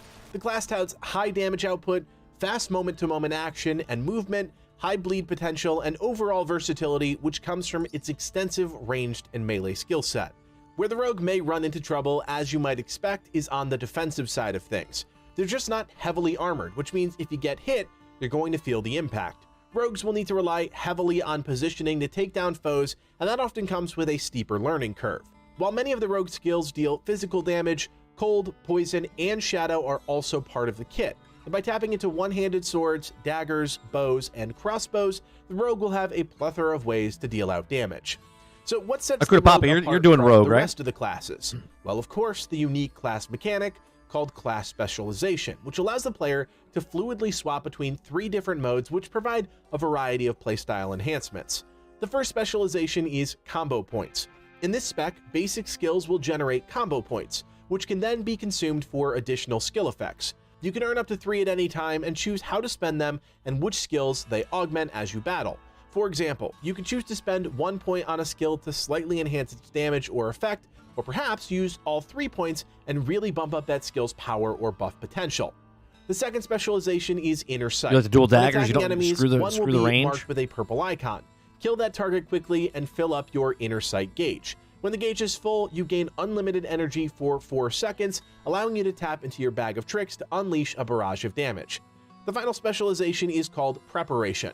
Unfortunately, at the time of making this video, if you want to play Diablo 3 tonight, we don't have any tangible information regarding how this will impact the Rogue's gameplay. Now, shifting gears, let's take a look at the Rogue's skill groups. First up are basic skills. These are weaker attacks, primarily used to build energy and/or combo points. You'll see these manifest in ways such as throwing blades, firing arrows, a simple melee strike, or a quick stab with your knife. Core skills are the primary damage dealer or spenders, and this is where some of the most consistent high damage comes from. You'll be spending most of your energy here, and these skills can also be amplified by your combo points while in that specialization. These tend to be a bit more AoE-based skills, such as unleashing a barrage of regular or fire arrows, piercing shots through enemies, or a quick succession of furious stabs and slashes. Agility skills manifest I as like high the rogue. options It's not for me. Move through the shadows. I'll try it. I'll try it out during the beta. Throwing caltrops on the ground, or dash forward for a quick engagement or getaway. These will really. When I was playing Lost Ark, we tried a bunch of different classes, and I liked a couple of different ones I didn't think I would like. Based on the situation. The rogue fantasy really comes to life here by allowing you to vanish from sight in the shadows, or use a smoke grenade for a dynamic getaway. Conceal yourself via stealth, or perhaps you'd prefer to lay down poison traps and tempt your enemy to follow you to their undoing. The Imbue skill family allows you to infuse your next 2 attacks with an added effect.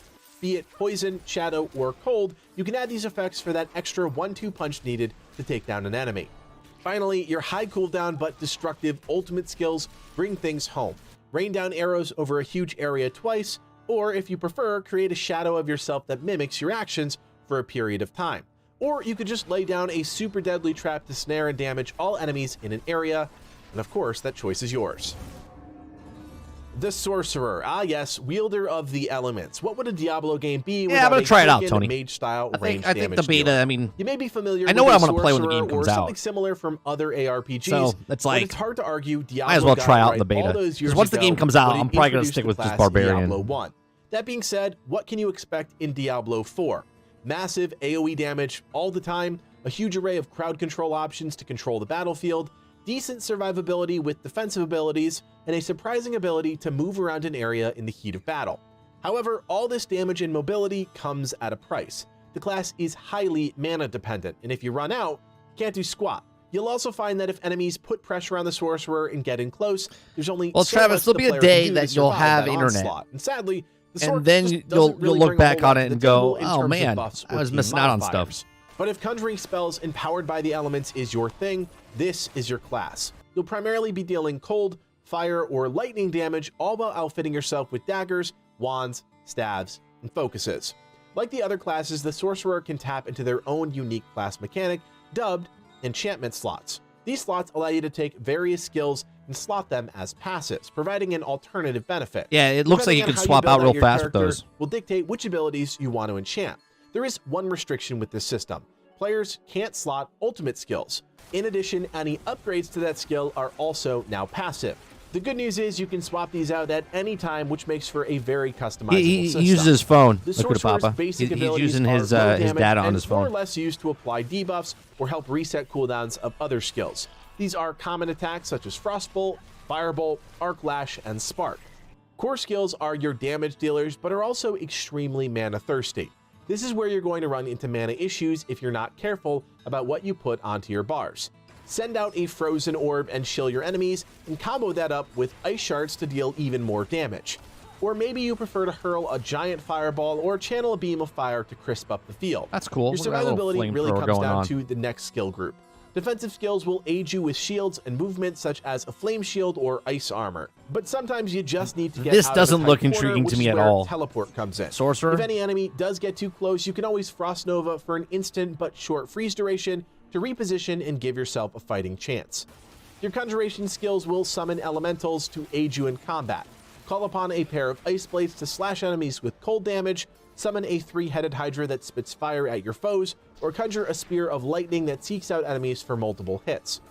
You'll master your elemental powers with I'm the sure it's cool mastery for skills. people. These are Like your I said, massive I like AoE getting damage in dealers. and like Blizzard, Meteor, I love seeing my guy Firewall, just and Ball beating Lightning. shit up. These all perform exactly as you'd expect and do it extremely well. Finally, your ultimate skills finish the job and make sure nobody escapes alive. Deep freeze yourself in ice and explode to damage everything around you.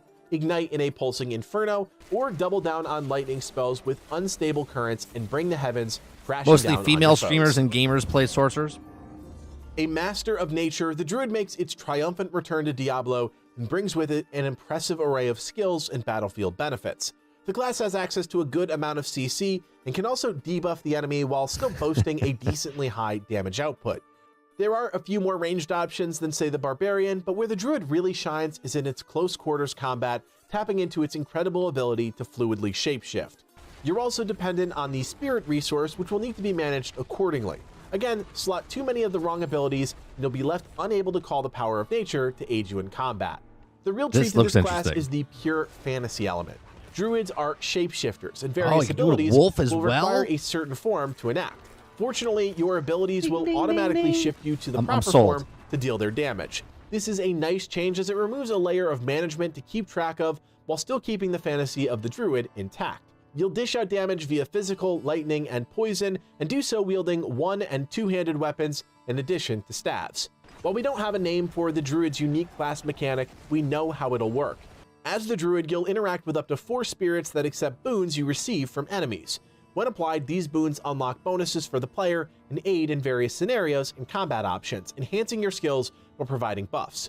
You can only be aligned with one spirit, but you can freely switch between Everybody them in as your Hogwarts situation is a warrants. sorcerer. At some point, you'll be You able have to no unlock choice. a 5th spirit, but this is still a mystery yet to be unveiled by the team. Checking out skills starting with our basic category. These are, again, low damage dealers and ways to build up your spirit resource. Skills in this group will utilize physical and earth damage such as Earth Spike, Shred, Stork Strike, or Why does the Maul. druid have to be a fat Spirit guy? skills are your primary I don't damage identify dealers as that a fat utilize guy. the spirit resource. Shapeshift into a werebear I don't and see pulverize your myself targets. as a druid Crush because enemies I'm not a between fat pillars guy. of earth, or conjure a swirling vortex to sweep enemies away. In the defensive group, we have your typical buffs that enhance armor, as well as a number of CCs.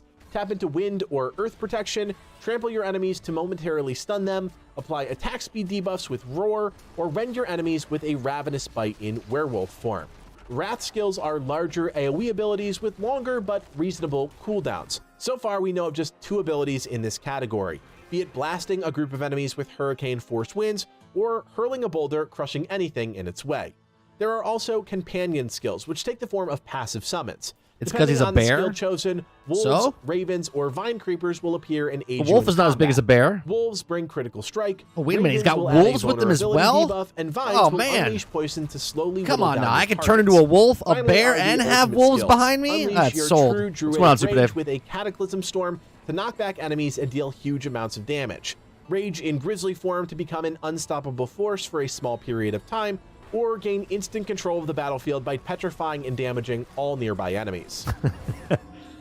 My gamer tag The has final class bear in making it, its and I'm reappearance super is the hairy, so I Necromancer, definitely best has a known druid. There for you their go. command over You the definitely dead. identify as a Then the druid. There you Necro go. isn't for the faint of heart, but those willing to tackle the high skill ceiling will find it strong in several areas. You'll have plenty of summons available to you it's to the do your bidding Necromancer? to aid you in combat. The Necromancer's deep level of flexible customization will also allow you to tailor your experience for both ranged and close quarters. And with a variety of vampiric options available to players, your sustain will be high if played correctly. Long story short, this is going to be a theory crafter's dream No, 30, class. stick to your The barbarian. class will Why, you deal trying to physical kick me and out? shadow You trying damage to- as its you source trying to of claim- mayhem, and will run the You trying battlefield to using claim one-handed druid for swords, yourself, daggers, Hotwater? wands, focuses, shields, and 1- and 2-handed scythes. The Necromancer's unique class mechanic is appropriately dubbed Book of the Dead. This allows customization of your undead army comprised of skeletal warriors, skeletal mages, and golems. Each summon has one of 3 specializations to choose from that can boost single target or AoE damage, apply buffs, or manage crowd control. If I One had to summon, you pick have the because option of to who I sacrifice identify one, as, some, I or would have all to of pick these the creatures to sorcerer. apply I'm a skinny long-standing kid. buffs to yourself to further modify your own abilities. I said kid. There is a whole slew 'Cause of my potential body's here. like My a head is kid. already spinning, I'm 44-year-old, thinking about all and of the I look potential like a builds. teenager. Now, just like the other classes, your basic skills exist to fill minor damage gaps, but primarily serve to build up your class's I resource. don't see the essence. the Hurl character bone that looks splinters like at your Thor, foes, or tear the out of flesh shape off them with Thor. Decompose That's to form a my usable body corpse type. to aid you. Core abilities heavily utilized essence, but here we start to tap into health regeneration through blood skills should you need to top off your health. You'll focus enemies with single target abilities that begin to seep to those around them or leave trails of blight that deal damage over time. Next, we'll use Necromancer looks Macabre cool. skills as our high damage dealers, but with Did a really medium good job on cooldowns. the Siphon health effects from and enemies stuff. around you, imprison mobs with bone prison, or you can choose to detonate one of your corpses, dealing high AoE damage to anything in the vicinity. Corruption skills lay down some serious ground effects to damage enemies through curses. These will rely on essence to cast and have a short duration, but if positioned correctly, can apply some damage. I said and my slow body, debuffs open on your ears. targets. Thus far, we only have 2 summoning skills. These aren't controllable summons, but will automatically act depending on the skill's use. Bone Spirit will use up all of your remaining essence, and depending on how much essence you put into the spell, determines how much damage is dealt. Corpse Tendrils, on the other hand, will use one of your corpses to pull in and stun enemies around it. Finally, for our ultimate skills, we seek to deal massive damage, but it comes at the cost of high cooldowns. Send Will your this have a enemies cow running level? from a blood wave, catch them in your swirling bone axe, or You mean like summon the Minecraft army of the Dungeons, dead Super Dave? to hunt down and explode on your enemies. So there you have it, a closer look good into game. each of the 5 classes in Diablo 4. Obviously, we are still a bit away from launch, and things could change, and there is still plenty says we it don't actually will. officially know yet, but hopefully now you have a clear understanding of which class you might want to check out first. This is just the beginning. Super Dave was talking about Minecraft Dungeons.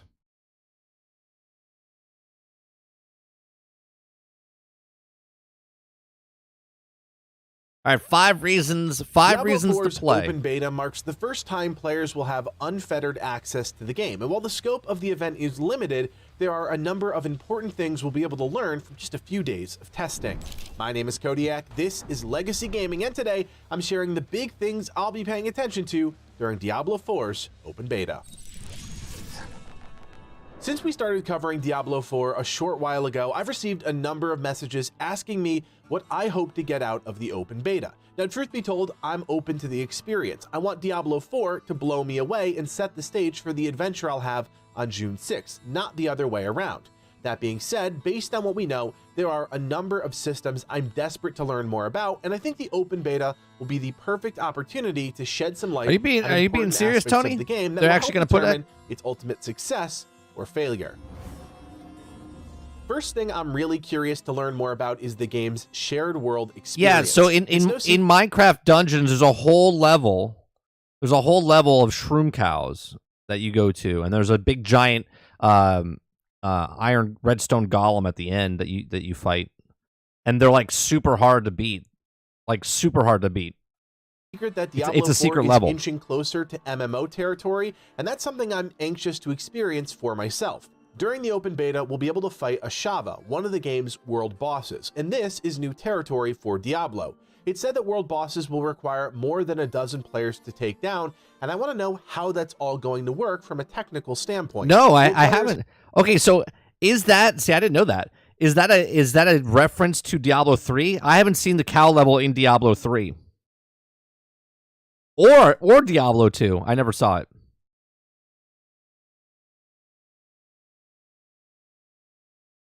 I didn't know that. See, I know the secret level in Minecraft Dungeons about the cows. I didn't know that was a joke or a reference to Diablo. That's interesting. Have to form pre-made raid-style groups. Will seamless instancing occur once players get close to Ashava's location? Will the game have some sort of looking for group system? These are all pivotal questions that will inform what sort of group infrastructure. Well, now I got more respect for Minecraft Dungeons for doing that. We know Blizzard has extensive experience with MMOs, and I'm sure there's plenty of knowledge sharing going on between teams, but it's unclear just how much the line between MMO and ARPG is being blurred, at least for now. It's safe to say Diablo 4's skill trees have gone through a number of changes since the game was first announced, and while there are already channels releasing build guides, I'm less than confident that things have stayed the same since the last closed beta. Skills are at the core of player identity in Diablo. That's always been the case, but this time around, the team's ambition to create a rather deep skill tree system means there's a lot to unpack and explore. First and foremost, I'm curious to see how far the skill tree According system to the devs, the allows cow players level to doesn't push exist. into various builds, and while we're only going to experience a fraction of the Until full it potential does. due to that level 25 cap, we'll still get a taste for how skill tree progression will work and shape our experience. Second, I'm really interested to see how respecking actually works in-game. We know that Super Dave was individual like, nodes "Oh, as it well as exists." entire trees can be reset, but at a cost. What I'm most interested in is the total cost of those respecs and if they feel balanced, even at the lower levels. During one interview, Rod Ferguson, executive producer in charge of Diablo, said that at some point it would cost less to re-level a character than to respec it, and that raised a number of red flags in my mind. For one, that doesn't seem like a great experience for players. He's talking about what I was saying. Yeah, this is what I was talking about. The respect. I don't understand why they're doing this, Especially after sinking all those hours into a character to level them up. On top of that, it's pretty clear that something like high respec costs could lead the team to sell gold within the in-game shop. It's a slippery slope, one I hope doesn't ever coalesce into a real concern. Finally, I'm really interested to experience the build potential via skills. Enough power fantasies. Make me really think about my builds and make strategic choices about how to build out my character. The notion from the team is that only 30 to 40% of a skill tree will be filled out at max level, which really excites me because it means players will have to make smart decisions about where to allocate those precious skill points. It also means build diversity is a much more realistic thing, and while there will almost certainly be metas for every class, these sorts of system limitations encourage exploration. Again, we don't get the full scope of that during the open beta, but we'll get a taste. Without a doubt, the single most important thing I think we can all get out of the open beta is the class combat experience. 5 classes, all available for testing for free. It's the perfect time for me to test out the Druid and see if it's actually still going to be my favorite class since it first burst on the scene in Diablo 2 over 20 years ago. Now that in mind, there are a few key things I'll be paying attention to as I test out classes: diversity of moveset, impact of the unique class mechanic, how each class's resource is balanced, and overall how fluid and satisfying a class is to play. Now, some of that is a little wonky, but at the end of the day, I want to play a class that I enjoy and that starts with a solid foundation. Keep in mind, again, we're only getting access to play up until level 25, and some classes won't get their full kit until beyond level 30, but still, it's all about understanding the core of each class and if the potential is there. As I've said many times in the comment sections of our Diablo 4 videos, the open beta is free to play. You don't need to buy or pre-order anything, and that's pretty rare nowadays, so take advantage of it and test out a class or two. All 5 will be available for testing. The next one part is story and performance. All right, what I want to do real fast, well, not real fast, but I want to switch to Force Gaming real fast.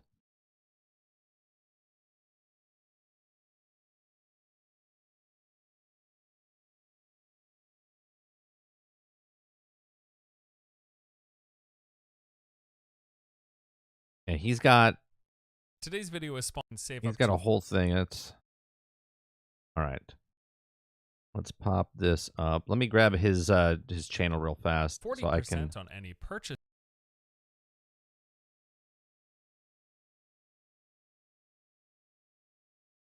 Force Gaming. Give me 1 second. I want to put it in the description down below.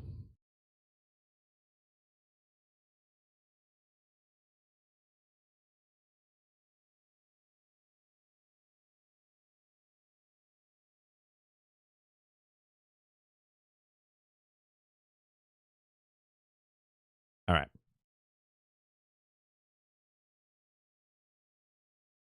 If you guys don't know who Force Gaming is, he does some great work too. Stay tuned for later in the video to learn more. I'm pretty pumped for 2023. Like, it's shaping up to be a real good year for gaming. We've already had a few cool things, like the Dead Space remake is awesome. I've really been enjoying the Dark and Darker playtests that have taken place. For all of their faults, I liked both Wild Hearts and Sons of the Forest. And Hogwarts Legacy came out and broke all sorts of records. Beyond those, though, there's still a ton of stuff to look forward to. Very soon, we got the Resident Evil 4 remake. I cannot wait for Star Wars Jedi Survivor. I loved the first game. Then, of course, we got like Starfield and Redfall. There's Arc Raiders still coming. Witchfire's awesome. I see it. For any of us I'll take a look at it. Weirdos, there's Blue Protocol and even Wayfinder. All of that and more on top of whatever else is coming that hasn't even been announced yet. Like, there's some real great looking stuff. I'm excited for all of it.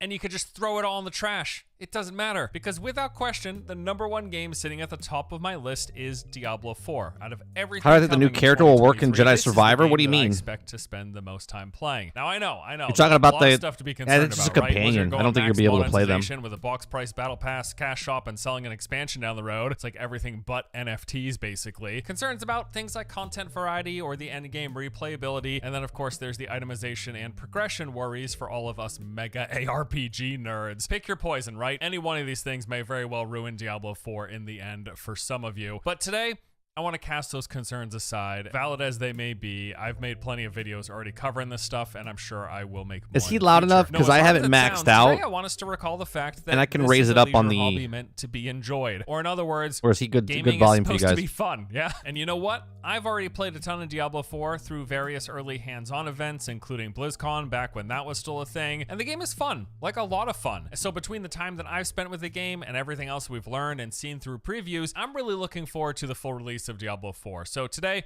I want to talk about why I am, and maybe you should be too, excited for Diablo 4. First and foremost, and this is probably the easiest gimme of them all, the combat and gameplay in Diablo 4 are just fantastic. Maybe unsurprisingly, as game feel is something that Blizzard has almost always done well. That little blood thing he just did there, they seem to get with that reminds me in Lost Ark when the sorcerer used the wave.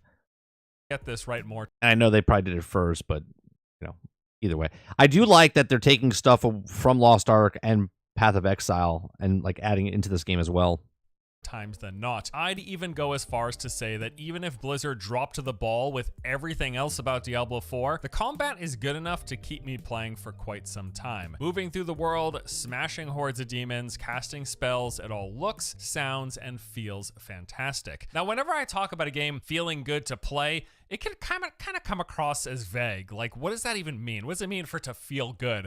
Let's add some specificity here, shall we? Game feel really has everything to do with the moment-to-moment satisfaction that comes from character movement and combat. Separate from any other systems, features, or progression, much of what we attribute to good-feeling gameplay really boils down to a few things. First of all, having low input latency and responsive controls, like your character responding properly and in a timely manner to your inputs. When this is even slightly delayed, it can feel awful. When it is on point, it feels super crisp. Along with that is having smooth and high quality animations for the character. I think the animations and stuff look really good. Are received by visual effects, as well as the environment. the assets and stuff like that. Detection play a big role particle here effects as well. And actually, to that point, Blizzard has detailed some of the work they've done to ensure that the damage hitboxes match up with attack and spell animations as much as possible. So when you swing your sword, all right, Travis, have a good one, man. Is applied with the animation and not just when the animation happens. They actually showcased a few examples of how this plays out, and while it may seem like a minor thing, this sort of detail adds a ton to the feel of the gameplay experience. On top of that, they've also revamped how enemies react to being hit so that their animations will match not only the impact and type of damage that's being dealt, but also the direction that the attack comes from. And then finally, there is combat audio, the sounds that are associated with the attacks and spells, the monsters, and the world itself. This often gets overlooked, but when it is done right, it adds so much to the experience. The problem with sound,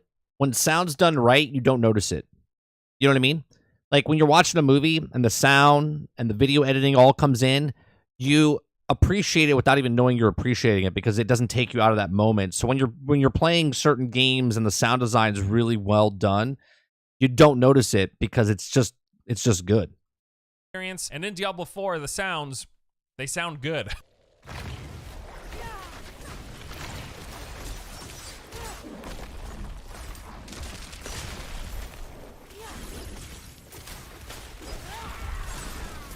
And when all of this comes together, when you've got the responsive controls, when you've got well-designed visual effects and animations, and how those animations line up with the damage that's being dealt, and then all of the associated audio, this is really what distinguishes games where attacking feels like you're swinging a wet noodle from games that we would say there's games where you feel like you are playing, you're like, something feels off. You know, like when you...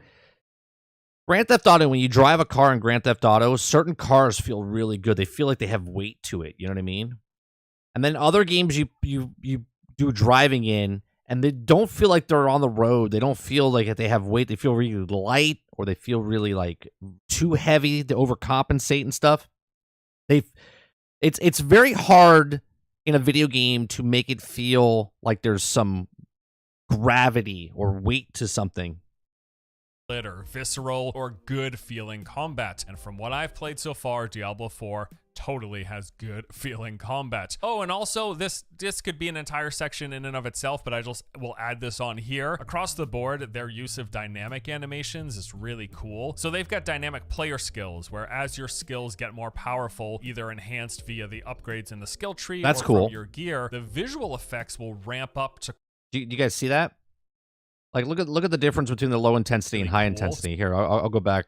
We'll add this on here. Across the board, their use of dynamic animations is really cool. So they've got dynamic player skills, where as your skills get more powerful, either enhanced via the upgrades in the skill tree or from your gear, the visual effects will ramp up to correspond with that increased strength. So the level 1 version of Incinerate, for example, visually actually looks weaker compared to the max level.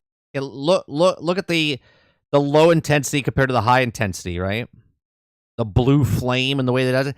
It's like the little attention to details like that just makes the game that much better. Of Incinerate. This is the case across all attacks and spells within the game, and it is a really cool system. Then there's also skill-driven deaths. This was a feature in Diablo 3, and it's making a return with some improvements here. There are basically multiple categories of death type for enemies, which trigger depending on what... And you wouldn't probably notice that, right? You probably wouldn't notice that. You would notice something's different, and then you would just play the game and you would start feeling like you're doing more damage. You see the numbers go up, and all of a sudden you start noticing like, hey, wait a minute, did my flame change? Like That's cool. ability it was that killed them. So every class in the game actually has access to a handful of unique death animations that they can inflict upon enemies. So like everything else that was in this first section, it's just one more piece of the puzzle that really adds this level of detail, this attention to detail that all come together to really enhance the experience. They make playing the game, the gameplay, the feel of it all really, really good. Now, before we go on to reason number 2 as to why you should be excited, I'd like to thank today's sponsor. All right. Ridge Wallet. I dream of the day that I can get a sponsorship. Number 2 is the open world. I actually made an entire video dedicated to talking about D4's open world. Suffice it to say, I really like this feature of the game. You know, most ARPGs up to this point have primarily used a zone structure with their worlds broken up. This is one of the biggest things that sold me. Areas that have hard loading was the open world between them. Well, Diablo 4 is going full open world with the entire overland being one massive, seamlessly explorable space. There are still things like phasing depending on your story progression and whether or not you've cleared certain areas such as strongholds, and there are instances specifically for the game's dungeons, but outside of that, the whole overworld space, the whole open zones, each of the game's 5 distinct regions, they can be moved through from one to the other seamlessly without hitting a loading screen ever, and this really just adds so much to the immersion in my experience. It's definitely a big part of the reason I actually fell in love with MMOs that have done something similar. Like, for example, in WoW, when I first realized that I could walk the entire length of a continent from the southernmost point of That's the second thing that sold me, the world bosses. I was just blown away. Like, it makes for such an immersive, engrossing world that really, really adds to spending time in it and just makes it feel like a much more lively place. And now each of the zones in Diablo 4 are... Is there trading in this game? Like, I know you each get your own loot, right? But can I trade? Like, if I find something, can I give it to someone? Or do you have to sell it? Are, as expected, thematically distinct. So they've talked about how as you go through these zones from one to the next, you're actually going to see natural transitions in the environment. They said if you walk from the that would be cool, Tony, into Howitzer, you'll come across all these waterfalls caused by snowmelt. So you're actually going to see the snow like melting away, forming into rivers and then into waterfalls, and then making its way down into this large basin that fills up Howitzer and kind of causes all of the swamp water of that area. But beyond the look and the setting, every region also brings with it a unique twist to the content inside of it. So, for example, the interior of dungeons will be modeled after their location. In Skosglen, dungeons may be flooded with moss all over the place because that fits the region. Or in Kyrgyzstan, you're going to be seeing a whole lot more sand in the dungeons that you go in. Same goes for the monsters within each region. So you might find the snowy goatmen in Fractured Peaks, but you will find lightning goatmen in the Dry Steppes. And even there are certain monster families that are primarily tied to. That's cool. So you'll find this guy in one region and the other family type member in the other region. Okay. A single region. Like the Drown, for example, would be mainly found on the coast of Skosglen. Now, all of this like thematic and immersive stuff aside, Diablo 4's open world is full of basically everything you expect from it. I'm okay with that, Ford. Like, even if it's just that trade, like, and again, I'm taking an example of a recent game I played, like Minecraft Dungeons. When you play, if I play with anybody, we do a board. At the end, you can gift one weapon to them. You know what I mean? I'm okay with even just that. I just want to know, like, if I find something, with my question that was about an hour ago, I said, do I get gear that's not for me? Right? Like, if I'm a druid, do I get something for the barbarian? Then if a barbarian's in my squad, can I give, I would like to trade because I'm not a barbarian. So then I would give the barbarian something that maybe he could use. An open world game. There will be dungeons, over 100 of them, in fact, each one with a set entrance in the world that's unique to it, and each dungeon has its own unique theme and backstory and quests that will go to it, all with these procedural elements that change the layout and enemy encounters. Over 100 dungeons, nice. Through a dungeon are exactly alike. Beyond fighting monsters, you're also going to find special events in dungeons, special shrines, puzzles, and boss fights. Oh, they're and then procedure dungeons generated are as also well. where you go to farm the aspects, which are used to enhance your gear. They're just like hitting my head like late. There are public events scattered all about. These are just special objectives that multiple players can engage with. You'll see these little red rings on your mini-map. You go there, you do whatever the objective is, and you collect a reward. They've got strongholds, which are basically bigger, elaborate events tied to particular points of interest, like castles and towns. It's almost like doing a little quest chain that you just come across naturally as you find it in the world. Clearing these areas change them permanently. This will open up new content a lot of times, like a small town can appear. Maybe it unlocks a new event hub, or even sometimes one or even multiple dungeon locations. Some other stuff in the open world include things like cellars, which are these small one-room areas with some enemies to clear and mini-bosses. There are collectible resources used for the game's crafting, so you'll find things like ores, berries, and demon hearts. There are these things called the Altars of Lilith, hundreds of them in the game, and when you find them, which they are actually many of which are difficult to locate, but when you do find them, they grant you a permanent stat boost for all characters. It's an account-wide stat. Oh, that's cool. So there's these things that can boost your stats across all of your characters. So that's an incentive to make multiple characters. That boost increasing things like your strength, intelligence, and dexterity. But then there's the real big stuff, which actually leads me into reason number 3 to be excited about Diablo 4, and that is its large-scale group content. So currently this comes in 2 forms: world bosses and legion events. World bosses are exactly what you expect. These are large-scale fights in the open world. All right, so I'm assuming he's going to say a lot of stuff here that's going to remind me of in my last, because again, I didn't play Diablo 3 up until just a couple months, and I still haven't played it all the way through. He's going to say some stuff that's going to reference that I'm going to compare to like Lost Ark, right?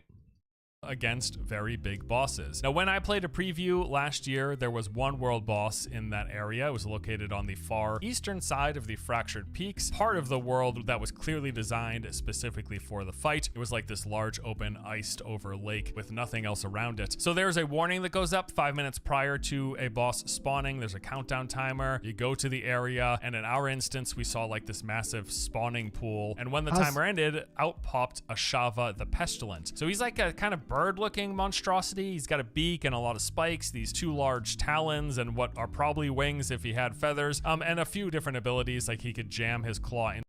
How does that going to work, though? How many people can go in that world boss? And if you're in that area at that time, right, for that instance, let's say it maxes out at like 16 people and there's 25 people there, does it kick randomly? You know what I mean? Like, how does that work? Into the ground and then swoop it around in a big arc. He would leap away from the group, forcing you to get closer, but then if you did, he had like a lunge attack, or he could smash his arm directly underneath him. So you fight the boss, you try to not get one shot, and they have various health segments, and then as a lot of boss fights in games like this are, they will go through different phases as you get their health lower and lower. And I gotta say, from what I played, the sense of scale in these fights was really awesome. One reason is because they zoom the camera they pull it back way back, much further than where it typically sits, and this really makes the boss feel a lot larger because your character looks a lot smaller on your screen. Now, Blizzard has said that these fights will cap out at, I believe, 12 players, so that's a decent number of people all going after one boss. And I do believe they intend to launch D4 with 4 world bosses. I know 3 have been Okay, so the instance is 12 people. So if I'm in the open world, right? If I'm in the open world, all of a sudden the countdown timer happens, and then I go into that instance. You see what I'm saying? Like, how does it pull those 12 people? Or is it only 12 people in that world area that you're in? And then if you're playing with a group of people, you have 4. Obviously, yeah, my brain works with the mentality of like, how does it work on the back end? If there's 12 people and there's 3 groups of 4, then that makes sense, right? It pulls all 3 of those that are connected in. And if there's a solo guy, he gets pulled out. But if there's like solo, and then there's a group of 4 and a group of 4, you know what I mean?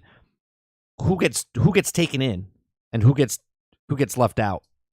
Confirmed so far, but I'm pretty sure I heard there's going to be a 4th that's just not revealed yet. But beyond boss fights, there are also what are known as Legion events. Now, these are kind of like public. No, but I understand. Well, there can only be 12 people. So there's only 12 people in your one instance the entire time. Probably similar to Destiny. Well, Destiny, Destiny, you only see the people that are in your instance as far as like your buddies. You're not seeing anybody unless you go into that Oh, I see in the open world area. Yeah, okay. There was like what, 16 in Destiny? Okay. Events, but at a much larger scale. Sometimes these will just be out in the world, but other times they will be locked behind a stronghold. So again, in the preview build that we played in the Fractured Peaks, there was one stronghold called... So basically it would be automatic, like there's 12 people in the instance. The boss countdown's coming. If 4 people are busy doing something else in the world, only 8 of you are going to fight the boss. And then it scales at that time for the 8, or does the boss always tough and you need them as many people as possible?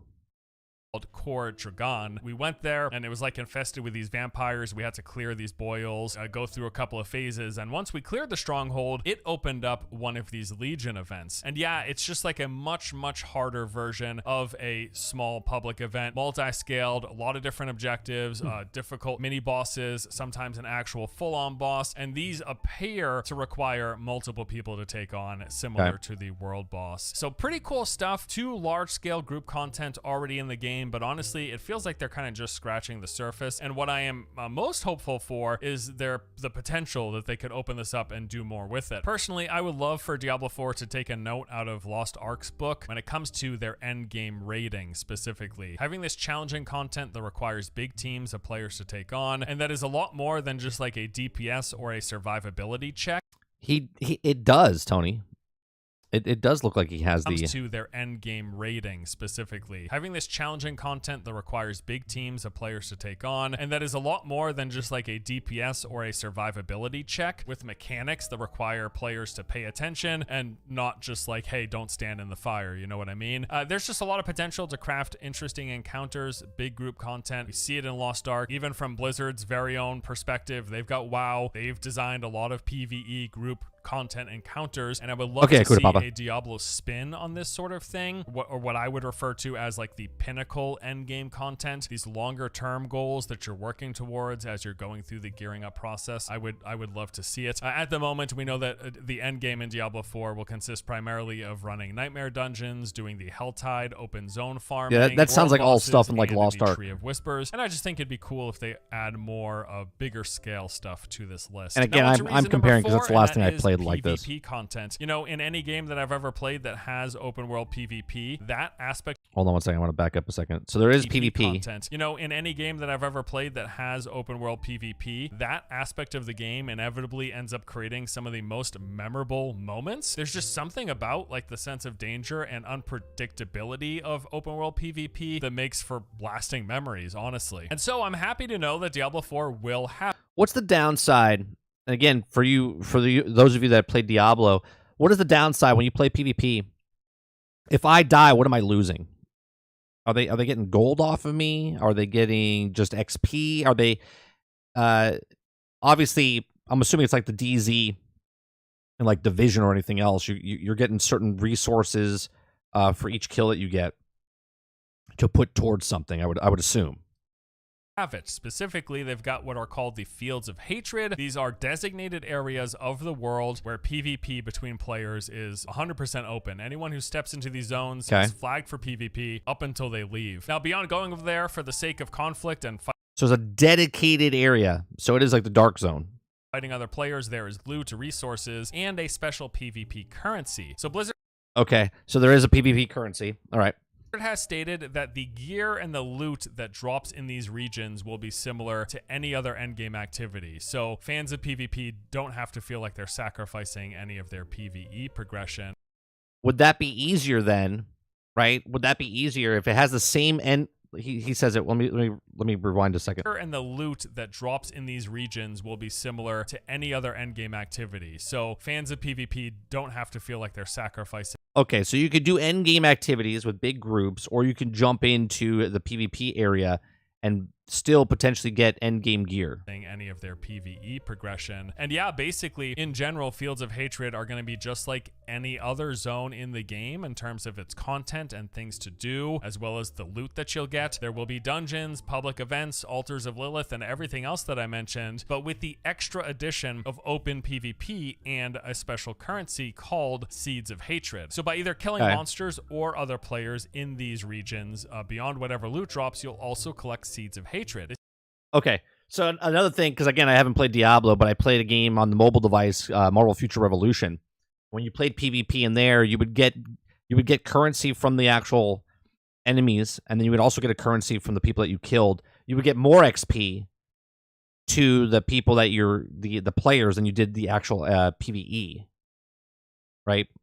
The seeds themselves are useless until they are extracted into red dust. Now, Okay, to so do you have to this, you have to extract. head to these static altar locations, deposit any seeds you've collected, and this slowly begins converting it into red dust. But during this process, which takes a bit of time, there will be a zone-wide notification alerting nearby players that someone is using the altar. What this ends up doing is kind of creating this focused PvP conflict. Now, if you successfully extract the seeds into red dust, you keep the red dust for good. But if That sounds fun, but it also sounds nightmarish. Okay, because if you're in the PvP zone by yourself and you happen to come across a group of 4, okay, I'm assuming there's 12 people that could be in the PvP zone at the same time, maybe more. I don't know. But once I deposit my what was it, red dust, whatever, or it turns into red dust, the currency into that thing where it's brewing. Sort of like I'm waiting for the helicopter in the dark zone to come. It gets an announcement, hey, someone's trying to escape. Someone's trying to make it into red dust. While you put your stuff in there, there's people just going to be waiting to just gank you while you're there. That could be fun, but at the same time, if you're by yourself, it's probably going to be really, really gut-wrenching. if you die while carrying the seeds or while trying to convert them, other players can then steal the seeds and then turn it into red dust for themselves. And what is the red dust used for? Well, from my understanding, this is primarily going to be a means of, it's like a currency that you're going to trade in for special PvP cosmetics. Now, late last year, during an interview with some of the Diablo 4 development team, I did ask how gear and or power balancing will work in PvP zones, as in, are they going to be doing any adjustments? Right, before he even speaks, if you're a level 70 and I'm a level 40, how's that going to work? You're going to destroy me in the PvP area, right? So how does that balance going to work? For like player levels or their very PvP zones, as in, are they going to be doing any adjustments for like player levels or their various defensive and offensive stats, etc.? And their response was, it's a work in progress. So at least at the time, they weren't certain if they were going to be doing any power equalization or if it's just going to be what it is. That's terrible. Okay, I'm sorry. If you go in, right, it would be better to go into PvP early. Okay? Do your stuff, collect the stuff, and move on while everyone else is like playing through the campaign. Because once everyone leaves the campaign and they're Paragon level, high level stuff, and now you're playing PvP, if they don't do a balance where everyone's on an equal playing field, because this is what was happening in Marvel Future Revolution, okay, it completely diminished the economy inside the game, because people that were higher power were just destroying people with lower power, and the lower power couldn't get anything, ever, okay? So they just stopped doing it. And then the people that were waiting for people to go into PvP, they were like, well, no one's showing up at the PvP because we were getting destroyed, because the people were paying, and now that's a pay-to-win scenario. Obviously, this is not a pay-to-win. This is pay-to-time. Like, you know what I mean? Like, the more time you put in, the stronger you're going to be. The stronger you are in PvP, you're going to destroy people at a lower level, and they don't have a shot. So it's going to be frustrating. I can see it already. Whatever your level, whatever your power, your strength, your gear, all that stuff. If there's someone in the game that you're just going to totally one-shot, you're going to one-shot them. Exactly. Or they balance it. They hadn't settled either way. Personally, I got to say I would also love if they added some form of structured PvP. In some of the early builds of Diablo 3, they had an arena mode where two teams would duke it out in a small enclosed space. I got the chance to play this myself at a BlizzCon one year, and I really enjoyed the smaller scale and the competitive nature of it. Although they did eventually had that in Lost Ark before D3 launched, I think largely due to them being unsure of how to best balance PvE and PvP power. I do hope it's an idea that they revisit in the future. Also, I would love if they took a stab at large-scale PvP. This could be a hoot. Like, imagine having an entire zone with two teams fighting over, I don't know, But then you need factions, and then you need like what are you going in there for? Control of some towers, or trying to capture specific areas, or collecting resources to bring back to their base. There's just so much potential that could be really fun while also fitting thematically into the Let me dive in a little bit to that. If they create something like that where you talk about large scale battles, then you would have to have basically winner gets 10, loser gets 7, type of thing. Whatever that is. It would have to be winner gets a little bit more, loser gets a little bit less, but if it was too big of a discrepancy, like all or none, then that would kill that game mode as well. Diablo universe. I mean, hey, Diablo Immortal even had... If you just do it for the fun of it, right? The fun of it, but you're also getting rewards of 10 to 7 or whatever it is, fine, because then you just grind and go, okay, well, we won, we got 10.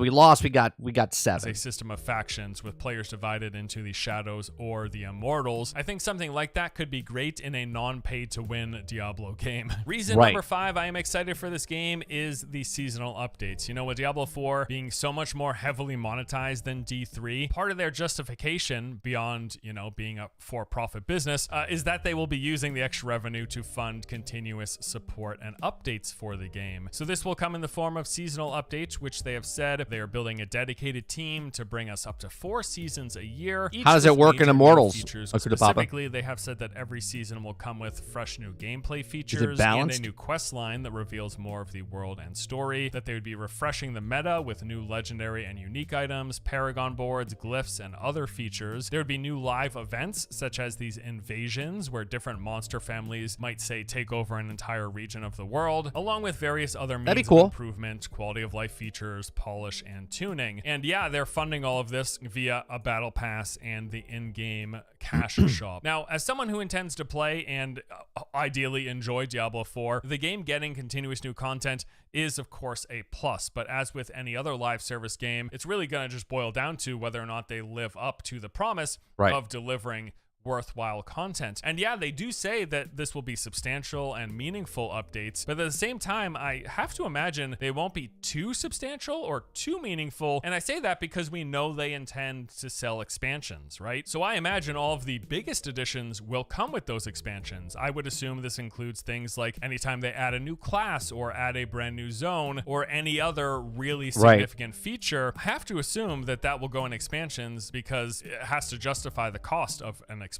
And I don't mean this to sound overly critical. I am just genuinely curious. Like, what updates do we expect with seasons that will be big, but not big enough that I'll say something when he's done. The video's almost over. Instead, in any case, we at least have a rough outline of what they are hoping to do, and it does indeed sound like seasons and D4 will be more substantial than Diablo 3, which is good for anyone looking to stick around and continuously play the game. And reason number 6 is the development team's communication. Blizzard has had a rough last few years, to put it lightly, and part of their effort to correct course has been a notable uptick in communication and interaction with the community. Ever since the game was first revealed, they've been consistently posting updates, the quarterly updates, various interviews, and blog posts. They've been very, very open. During this time, they've gone as far as to even share work in progress content, which can, and in fact has, gone through major revisions, overhauls, and in some cases, we saw features that got scrapped. Transparency of this kind is something many studios shy away from in fear of any potential blowback. But hey, at this point, once you put it out there, Blizzard got to lose, right? Ultimately, I do think it's great as someone who's following the game and is interested in the game. I really appreciate regular updates and news, and hopefully this is something they maintain going forward. Overall, Diablo 4 I think is looking great. No game is perfect, and there is plenty of stuff on my list of concerns. But for this video, I just really wanted to focus on the things about the game that I am the most excited for and looking forward to, which are, it plays great, gameplay is awesome, there's a huge open world that we can seamlessly explore with tons to do, we got large scale group content, open world PvP, we're expecting seasonal updates to be substantial, and the development team has been really communicative. I can't communicate myself, which is good, which is really, really good. We got an open beta happening really soon, and then we are just a few months away from launch. It's really going to be fun. I am super looking forward to it. Diablo 4 should be a good time, right? I think so. All right. Let me know what you think. All right. So my question is, would you be okay? And I don't know their plans, right? Because this is the most information I got about Diablo, right? I haven't dove into Diablo the last couple of months because we're still we're still 3 months away, right? It comes out in June, right? So I wasn't diving into all the information. My question is, did they say anywhere down the line, because the videos that we watched, they never said it, but did they say down the line that new characters, new classes that come in, are they going to be free or are they going to be paid? Now, my next question is, if it is paid, would you pay for content for a new character? Like, instead of paying for DLC, you pay like $10 for a new hero or a new character, whatever, a new class, because not everyone's going to be interested in that class, right? But if you are interested in that class, would you pay a fee for that? Where if you're paying $10 for a freaking skin, would you pay $10 for a character? Right? That's my question to you, chat. Like, would you be interested in them charging for a fee for a new class, or you'd be like, no, I paid $70. I want all the classes that come out for the game. I personally think I'm old school DLC. Like, if you give me DLC, if they come out with a new region and then all of a sudden they have like 2 new classes in that region or with that region, then I'll pay for the DLC because it gives me more content. Plus, it gives me more classes to play. Right? I don't want them to give me free content. This is the big thing I didn't like about when Avengers said it. I didn't like when Anthem said it. I didn't like it when Suicide Squad said it. Now, obviously, I'm not comparing Diablo to those games. I'm just saying that free content hurts the game's progress, because then that means the cosmetics need to be higher prices, and if they're higher prices, most people don't buy it. 20 makes 80% of the revenue, and if they're just selling cosmetics, that's not going to make them survive this. So I feel like the cosmetics could keep it simmering, but the regions and classes would bring in more money than anything else, especially if people really enjoy the game, really enjoy the classes, and they can get more classes and more regions. They'll definitely do expansions. Okay, that's good. Necker was a character you had to buy in D3. Okay, so that's good. You'll pay $30 for an extra skin, because that's what they'll do. Travis left and came back just to put his 2 cents in. Said bye, I'm leaving, and then came back just to pop in and say, but the new classes should be included in the expansion if they're going to add one. Right, and that's what I'm thinking. I think if they add the actual expansion and they put the classes in there and you pay for that, that would be good. I expect them to pay for the new character depending on the classes. It depends on the pricing. I'd be more likely to buy it if it comes with a new story content. Right, when I say region, right? When I say region, obviously I think there would be more story content for that region. Like, hey, you gotta go do that, and this new region opened up, and they have new classes, new story, new region, new class or classes, and then you would pay for that.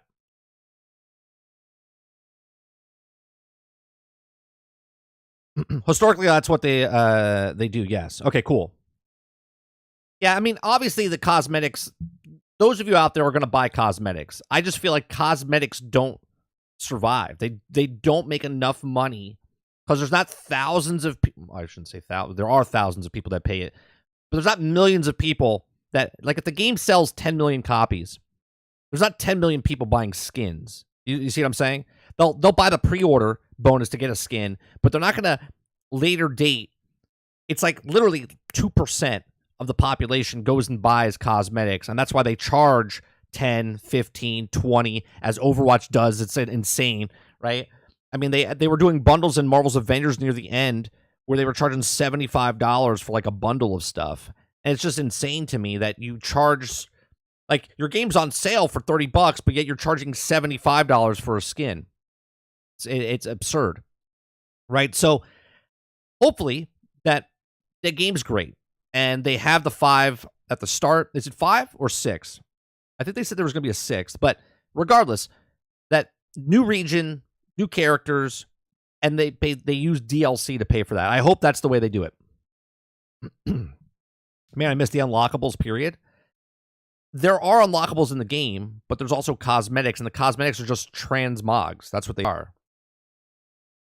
Used to be something to unlock instead of needing to pay a small sticker for your character. But the videos already showed us, Travis. Maybe that's when you left, but they show that you can get in-game cosmetics. Like there's in-game gear and cosmetics, and then there's cosmetics that you'll buy. $60, that's stupid as hell. I mean, that's just the way it is. I mean, business is business, right? 10 or 20 for the class only, 30 to 40 for the class in the region. The region would have to be pretty big, right? Because, and again, I always look at the main game. If they gave 5 classes, and let's say there's 5 regions, okay, and it's $70 for the game. Well, actually, let's do mathematics, make it super simple. 7 classes, 7 regions. 1 class per region, let's just say. Okay? And it's $70 at the base game. And then all of a sudden they come out with another region, and it's 1 class and 1 region. I don't know if they could charge $30. You know what I mean? That might be a little too pricey for 1 region. It all depends, I guess, how big the region is, how many dungeons are in that region, how many bosses, how many new world bosses, how many new mini bosses, mini dungeons, what did he call them, sellers? It would all depend on what's in there. I just can't, and I always look at that because the base price is $70. And if you give me 1 skin for $20, I'm like, no, there's no way I'm buying that. No way I'm buying that. Worst part is I can't even get mad at the companies nickel and diming people because they keep falling for it. But people are going to spend their money how they want to spend their money. Take video games out of the equation, right? Take video games out of the equation. Someone goes to the store, a brand new television set comes out, brand new system comes out, new dishwasher, new fridge, new car, whatever it is. And the people that get it first buy it and pay the most.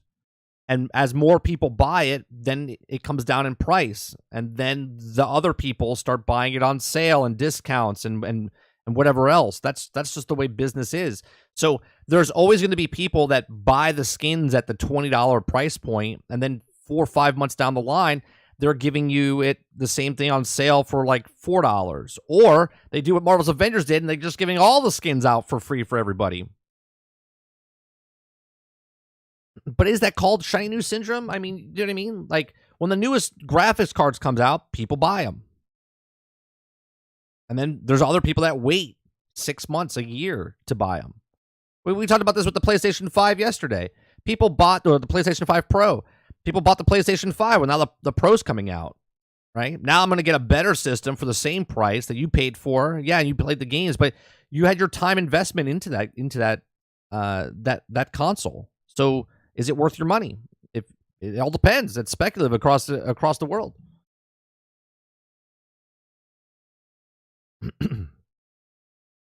All right.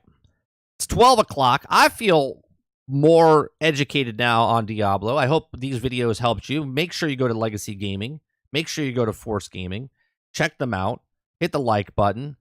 Maybe subscribe to their channel. Do the same thing here. Hit that like button. Helps us out here. We're a small channel. We're not as big as Force Gaming. We're not as big as Legacy Gaming.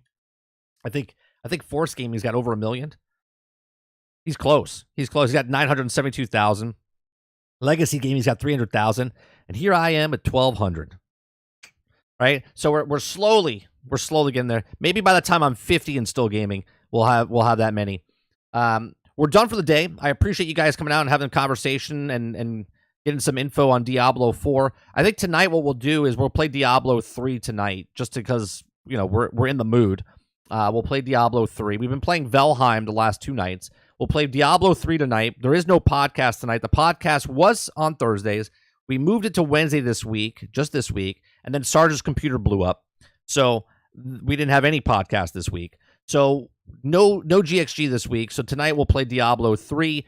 Tomorrow, I don't know if we're going to be on the Reforge show with Lono. We usually do a podcast on Fridays. Last week, I missed it because I was hanging out with the family. This week, I don't know if there is one. I'm going to have to contact Creature to find out and see if we're doing a podcast tomorrow. I don't think we are, because I think Lono is also playing Diablo's beta tomorrow. So make sure you're following all on the social media so you know what's going on. I'll be back tonight live, 8 p.m. Eastern. And then this weekend, because of the beta of Diablo 4, we will be streaming. So it will be on this channel, 30NSG. And it'll probably be maybe in the afternoon tomorrow if we're not doing the podcast, and then tomorrow evening, and then Saturday evening as well. It'll be late evening because I still hang out with my family and stuff during the weekends. So I appreciate it very much. You guys have a wonderful rest of your day. Hope you enjoy your rest of your Thursday, and I'll see you guys in the next one. Peace.